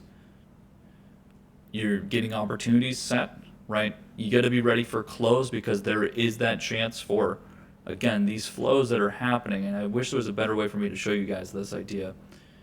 Again, this is money coming out of that the treasuries. As the yields increase, they do become more and more, you know, chances for long-term trades. But do you want to be stuck in a trade for 10 years? Or do you want to make that money now? And so again, that's where this is reacting because of those moves, but it doesn't, that's just in this moment. In the moment as all those get sold, that cash is still out there. Is it going to the safe haven? No, it's not going to the dollar into the safe haven. Is it going under their mattress? No, obviously fucking not. It's really hard to hide $1 trillion under a mattress. Really damn hard. You got to be prepared. Close, you could, again, close, you really could get going. There's going to be volatility. There's going to be volatility. Again, I think tomorrow, based on probability, you need to be going with the market's bet that the market's going to be going to all-time high. You got to go with that bet until it changes. So a lot of these, I know some of you are looking at your trades, but again, if you are getting stopped out, it's because of your positions. It's because of your own contracts. It's because of your own contracts. And you're not looking at it in the sense that you get to enter a trade, realize the gain, and then re-enter a trade in terms of transitions. Like, again, a lot of these trades already happened, but just to show you again, entering, transitioning by taking profit, re-entering, these type of things, you got to be always trading in that mindset. And what happens when volatility is a little bit higher? Yeah, it's not there on the spot VIX all the time, but you know it's there. Then you got to be doing that quicker. You got to be willing to transition quicker and understand your moments. Something like this forward chart or something, right? If you're looking at this and saying, "Oh man, I guess it's not happening," then you're just in the wrong point of view, right? You're not cut out for it, because if you can look at this chart and tell me it's not bullish, then you're out of your mind. You're out of your mind a lot of the times, right? You got to keep the whole thing in view. You got to be fucking ready. You want to make money, then you got to be ready, and you got to be less reactionary to every single goddamn thing that happens, right? It's just too much. It's bigger than this. It's bigger than you, and it's bigger than one day. And again, that's why I said yesterday, everyone here is going to be a bitch that there was the stop day, that take profit day today, and that's why I said yesterday, if you know you're someone that has a hard time with that, you should just realize the gain. And again, there was plenty to realize yesterday. Realized plenty of gains. There's a lot of trades that should have been realized yesterday. We talked about that. There's a lot that got bought. There's a lot that's going to get bought possibly at close, but more than likely at open tomorrow, right, for that break. What's the next point? Well, we buy on pullbacks on support. We don't buy in the middle of fucking nowhere. We buy on breakouts next. Buy support, buy the breakout, because what happens? Resistance turns into support. Those of you keep saying price is pulling back into the resistance, no. That resistance line becomes support. Remember, right? Right now, resistance, right? Trend line resistance above us. It's a pullback from lunch. What happens when price gets back over here? This line support, right? Right now it's resistance. We're in the middle of nowhere for sure. Is there any chance of any levels in here? Not really. Not really. There is no level. So again, there is no support down here. All that is here is speculation of a trend. A trend is speculation of something happening, right? That idea of, okay, well actually we're going this way. We've got that down here. We've got it on the SPY. And again, this is all tech oriented. Everyone wants to get out of tech and rotate, and everyone's getting out of treasuries as well. Inflation, expecting appreciation on the value side. But there's a fuck ton of treasuries being sold, and again, I talked about this already before. We've been talking about for months, based on the yields, that this was going to happen. Money's going to come out of here. It needs to find a home. It needs to find a home. Either it's going back in there, but why would you sell something if you're just going to buy it again tomorrow? Unless that's, I don't know, unless you like to waste your time. This move here is going to you will know when the timing is. And again, you can just expect it to pull into the trend line here, and then it's done. It hasn't broke it yet. So unless there's a full event happening, then you don't need to expect much more, right? You don't need to expect much more. Europe finished right on the day. The 69 basis points loss on the DAX. Nice. That's a break-even day over there. And for a day from yesterday, that's pretty good. Again, crude keeps going, Bitcoin keeps going. We get the holy trinity of the dollar down, asset classes up, equities technically down, but we don't care about the average. We don't care about the average. We're not average. We're not trading the average. S&P's down fucking a ton today. Holy shit. Hey man, do you see how much the S&P's down? Jesus. Wow. It's not a lot. If you're down with the market, then you are the market. You are the market. I will see you guys at close. You need help with someone? Let me know. Again, everyone's learning. Everyone's learning. If you didn't realize things and now you're break even and you get stopped out, are you going to change your mentality and not buy tomorrow in the same spot? No. You gotta stay consistent, stay with the rules. Again, this is volatility. It's going to pump those positions. It's going to create a lot of chances. Again, stay opportunistic. Don't be down because you lost money or something. If you made a lot of money, don't be too up because you need to be ready for a down, right? So watch this closely. If the trend line breaks, then now that's a different scenario, right? Trend line breaks, then there's a very large reaction happening to those yields in treasuries being sold, right? Treasuries being sold, you got to be ready for that if there is a reaction. So again, we react to price. Right now the bias is towards the upside, but we can't deny what we see in front of us and from the market, right? Again, we're trading our own velocity tickers. If they get reactions to the market, then we react. Until then, we continue. I'll see you at close. You need something, I'll jump on early. Have a good one. Be careful out there. Don't make dumb decisions. Drink some water. Get out of your seat. Take a nap. Don't watch too much price.